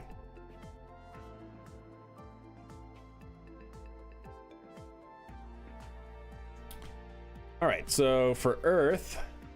Low Earth orbit's 94. So yeah, see, this is what I was taking. So to go from low Earth orbit to geostationary transfer, right, and then to geostationary orbit is around, say, 4. And then to go from geostationary out to moon, you go 1.4. That's now 2. You see the energy difference there? Like, that's pretty crazy. But you still have to basically do a moon transfer in terms of overall energy. To then get out to your escape for Mars. So if we add all of this up, we should be able to get everything that we need. So we need 2.4, 2.44 plus 0.68 plus 0.09 plus 0.39 plus 0.67. So that's capture. But I wonder if they're going to do a capture, or if they're actually going to use the Martian atmosphere and do like an air brake, or if they're just going to do a direct descent. They could just do a direct descent, at which point they wouldn't even need anything, any of the delta V here on this line, right? So that's 3.6 kilometers per second to do that. 2.4, 6.8, 0.09, 0.39 for Mars transfer. Yep. Because then they could do, yeah, they could then do that. But then it would actually be roughly 5. Well, okay, also to land on Mars is going to be more, right? Yeah, okay. I mean, they have some margins, but that is doable if they can actually achieve that, right? This chart, yeah, it's from Reddit. Seems pretty good.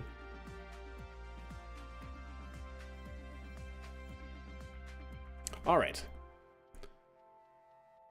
So I want to see any trajectory requiring more Delta V than that cannot be flown by Starship during its mission, with the baseline Starship design as given in this section, with the 2% of propellant left as residuals.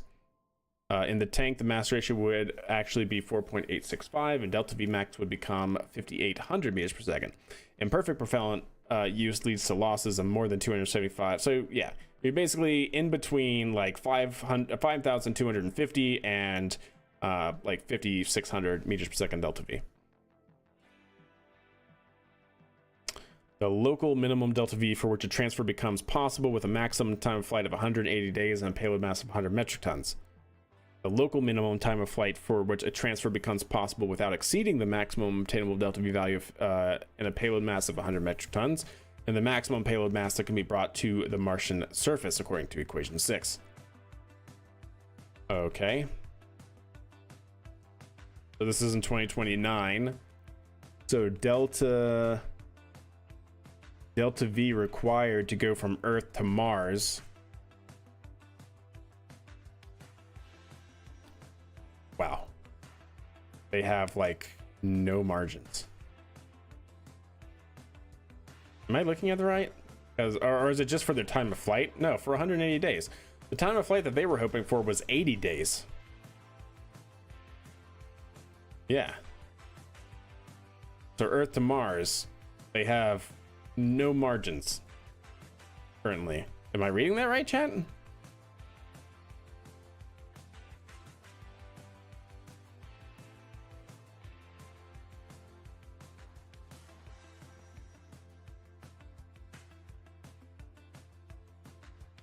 Departure, time of flight. So this is this just a zoomed in version of that? No, it's different. Porkchop plot for an Earth-Mars transfer 2028-2029. The blue dashed line indicates the minimum time of flight trajectory. The red dashed line indicates the minimum Delta V and hence maximum payload mass.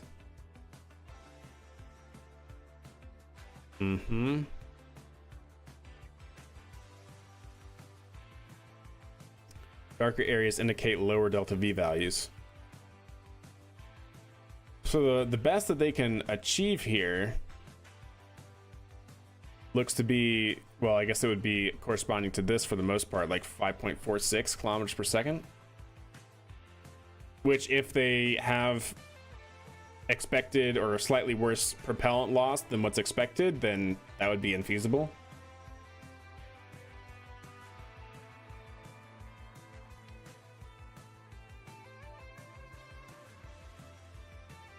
Before the stage separation ring could be.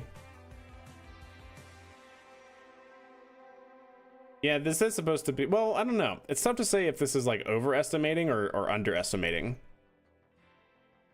I'd have to really dig into it and read it and see.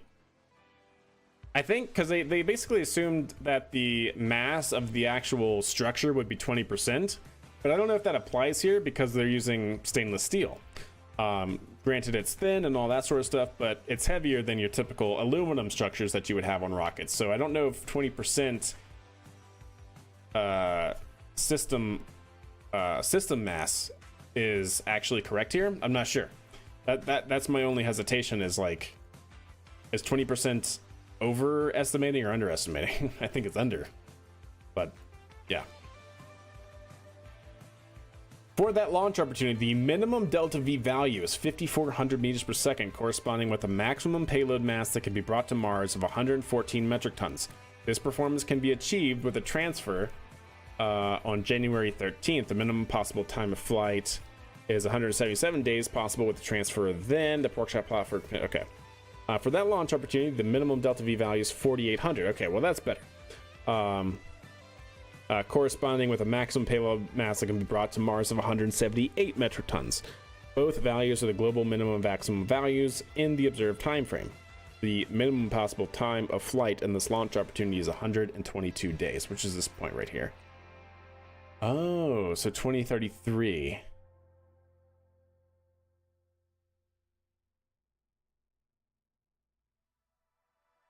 So in 2033, it becomes more feasible with way better margins. Interesting. Okay. Delta V capacity for a system mass diverting from the nominal case of 210.5 metric tons. Oh, okay, yeah. So they also give numbers on like, okay, well, if the actual system mass is 175 or 150 metric tons, and then we have this capability as well. That's understandable. Under the assumption that no payload apart from the astronauts and consumables is returned to Earth, the maximum delta V for the return flight is 66.6 kilometers per second. It's been shown that the ascent to LMO, low Mars orbit, alone consumes 4,700, almost 4,700, almost 4,800 meters per second, which are 72% of the delta V budget, including margins. This leaves only 1,300 meters per second, or 20% of the maximum delta V available for the 2 remaining maneuvers. Do they have enough to land?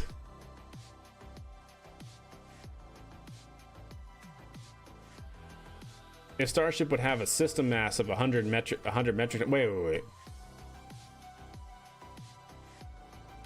Wait. Starship has a system mass of 100 metric tons? Is that what they were talking about up here? Oh, 100 metric tons.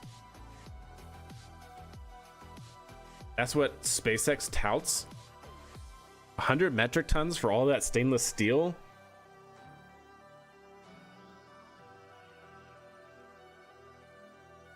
For a 100-story building built out of stainless steel? I mean, granted, it's hollow on the inside. 100 metric tons.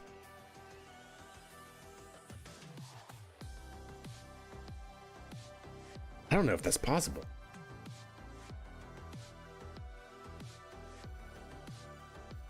Yeah, 100 metric tons. Wow. I totally missed that. I was thinking that payload mass was 100 metric tons, but yes, system mass is 100 metric tons. I missed these 2 columns. Wow. They have also created an even better alloy stainless steel to use. Yeah, I mean, apparently. That's crazy. If that's possible, if that's real.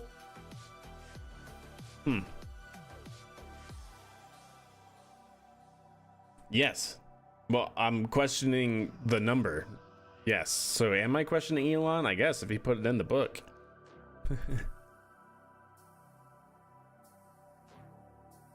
Examines the advantages of a reduced system mass in terms of performance. We analyze a transfer in 2033 in table 10. Yeah.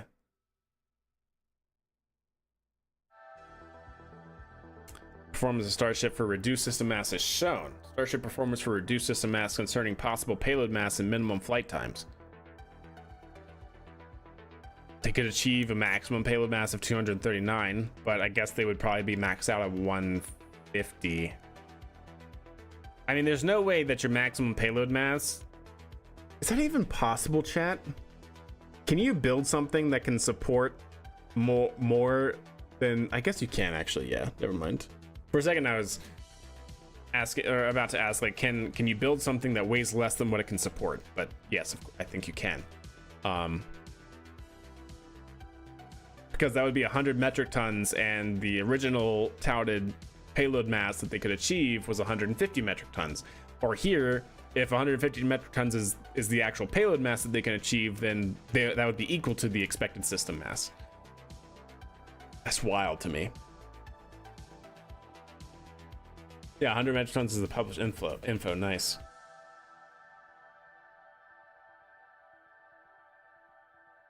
How many thermal tiles they'll need to glue? That's also true. Yeah.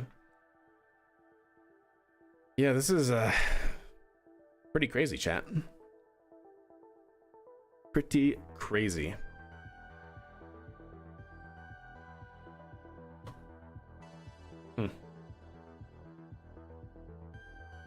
Talking about the power required for in situ resource utilization.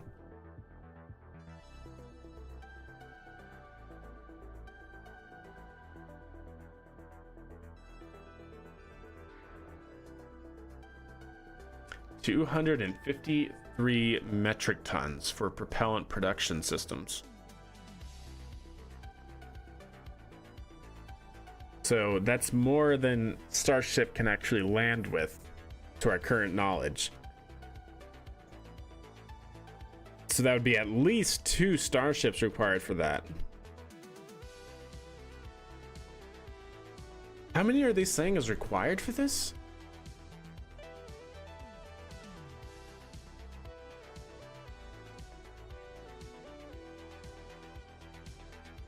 $328 metric tons.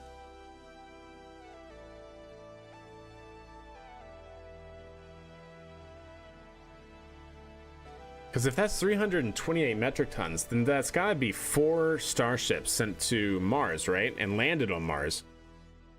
Very good bedtime reading. I2's brain is melting right now. I mean, it's not really melting. I'm just... The only thing that has me flabbergasted is... I had no idea that SpaceX was touting 100 metric tons for their Starship dry mass. And that to me just seems really low for something that would be the size of a 15-story building made out of stainless steel shell. I mean, it could be. Like, you know, we know SpaceX is great at what they do and at material science, so maybe, but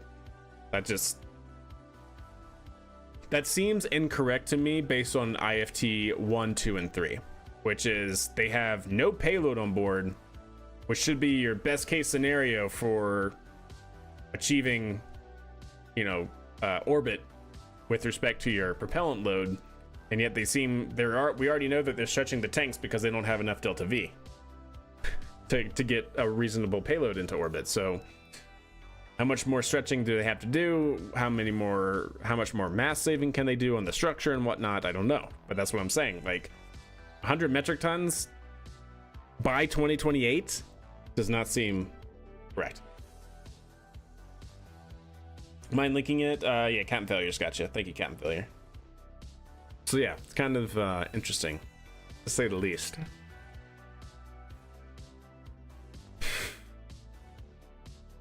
But yeah, the mass budget for the ISRU, that's 4 flights required. 4. At least 3, but 4 for sure, based on the numbers that they're using. Does it say where?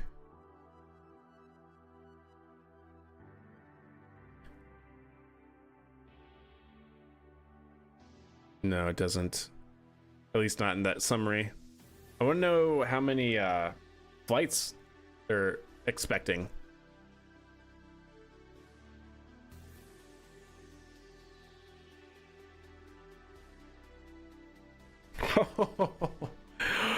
Oh, there it is, chat.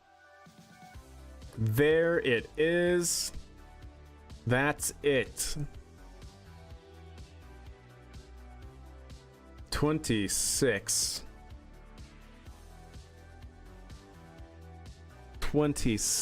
and that's just to refuel.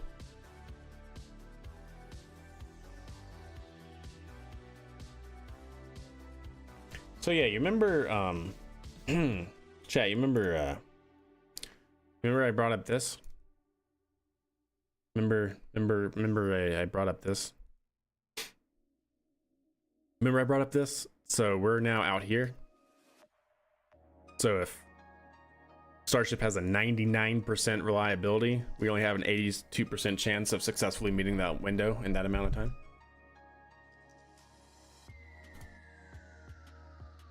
If the amount of 2.5 million kilograms is to be resupplied via cargo missions, so that's the propellant, and probably consumables for the astronauts and whatnot, 26 Starship cargo vehicles are required, assuming the 100 metric ton payload mass.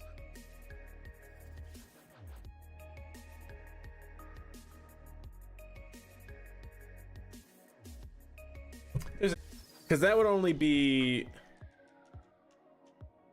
How much propellant mass did they have? 1,300? So that's essentially 2? Right, didn't they say 1,300 propellant? Starship 1, 2 starships, 2,400, or 22.4 million, yeah. So they're saying 2 starships are required.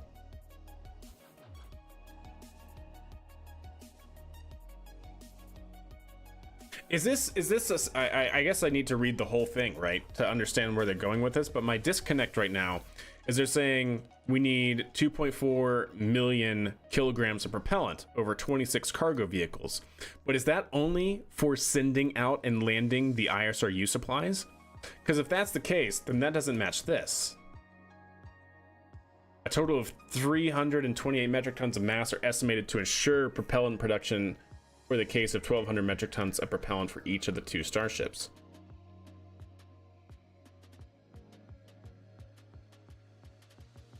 Right? So that should be at least 3 starships right there. So why are they talking about 2? And on second case, the 2 that they were talking about up here, is that only for the ISRU? Or is that 1 for the ISRU and 1 for the astronauts? Because then there's a disconnect there as well.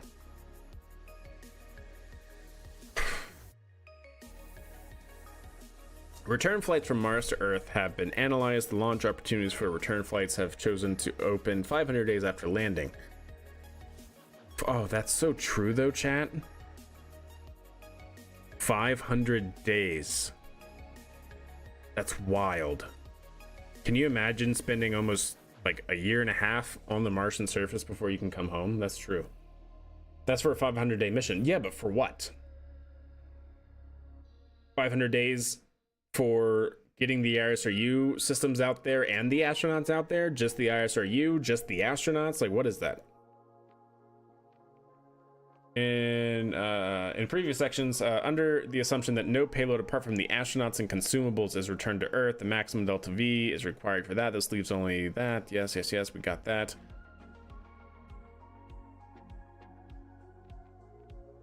Requires the maximum available amount of 1,200 metric tons of propellant on the outbound as well as the inbound trip. Yep, so it has to be fully fueled to come home. That's for a mission with a surface stay of 500 days and an inbound trip of 180 days. 1.2 million metric tons of consumable items need to be resupplied for 1 starship with a crew of 12 astronauts. In this analysis, it assumed that the 2 crewed starship vehicles will return to Earth while the cargo vehicles remain on Mars. If the amount of 2.5 million kilograms is to be resupplied via cargo missions, 26 Starship cargo vehicles with the currently planned payload capacity of 100 metric tons are required. A reasonable alternative is the production of selected items via ISRU. Oh, I see. So it's just for the astronauts for 500 days. Would require 26 Starship cargoes to resupply or ISRU technologies. Okay. Gotcha.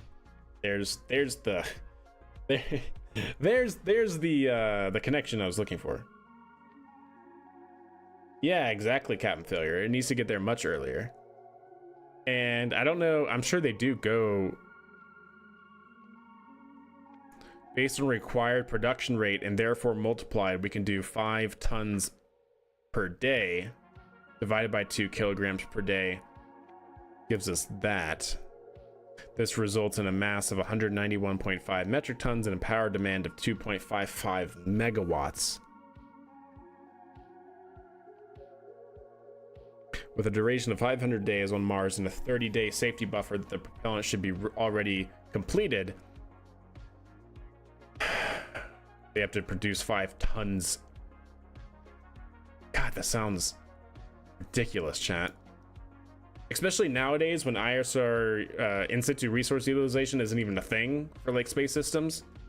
being able to go to 5 metric tons per day of production on Mars by 2029? No. Yo, what's up? What's up? No, great name. What's up, Ball? How are you doing? We are reading a recent paper that came out that was published talking about the feasibility of SpaceX's human exploration Mars mission scenario with Starship. Essentially, too long didn't read. They found that the current understanding of Starship leads to no feasible mission architecture with to Mars, which, you know, shocked Pikachu face, I guess, but kind of already figured that with the current standing of things. Yeah, 5 tons of propellant a day.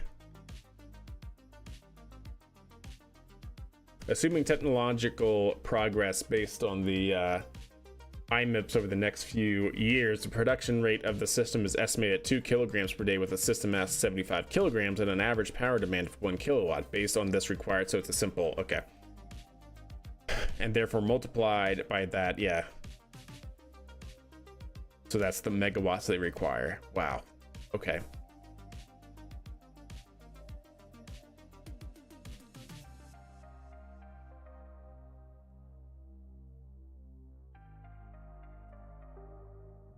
So that is 2 starships for the mission, at least 3 to get the ISRU system out there. So that's 5 starships for this mission. So, and each one requires 15 tankers to refuel in low Earth orbit. We have 5 that we have to refuel.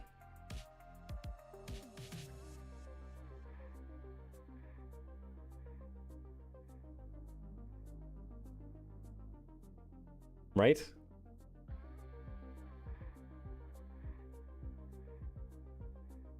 So we need 75 launches to do this mission with the current baseline architecture understanding. That's so much worse than what we were thinking about.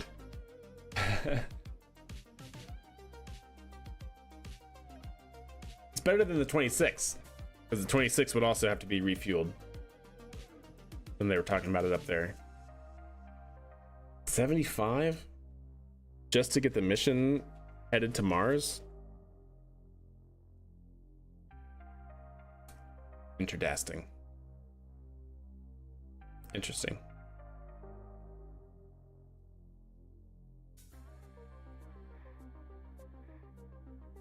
Right? Like, current understanding is 15 tankers to refuel Starship.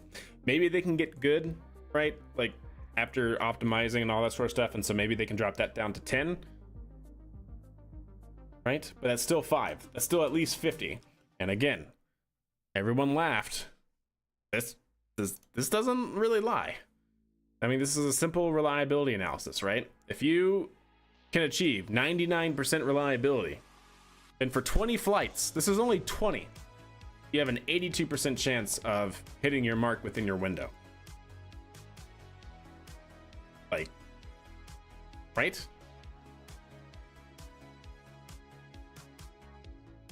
And so we have to do 50. Or you can think about it this way. Each mission has, or each SpaceX vehicle has a 90% chance of getting to its destination within its expected window.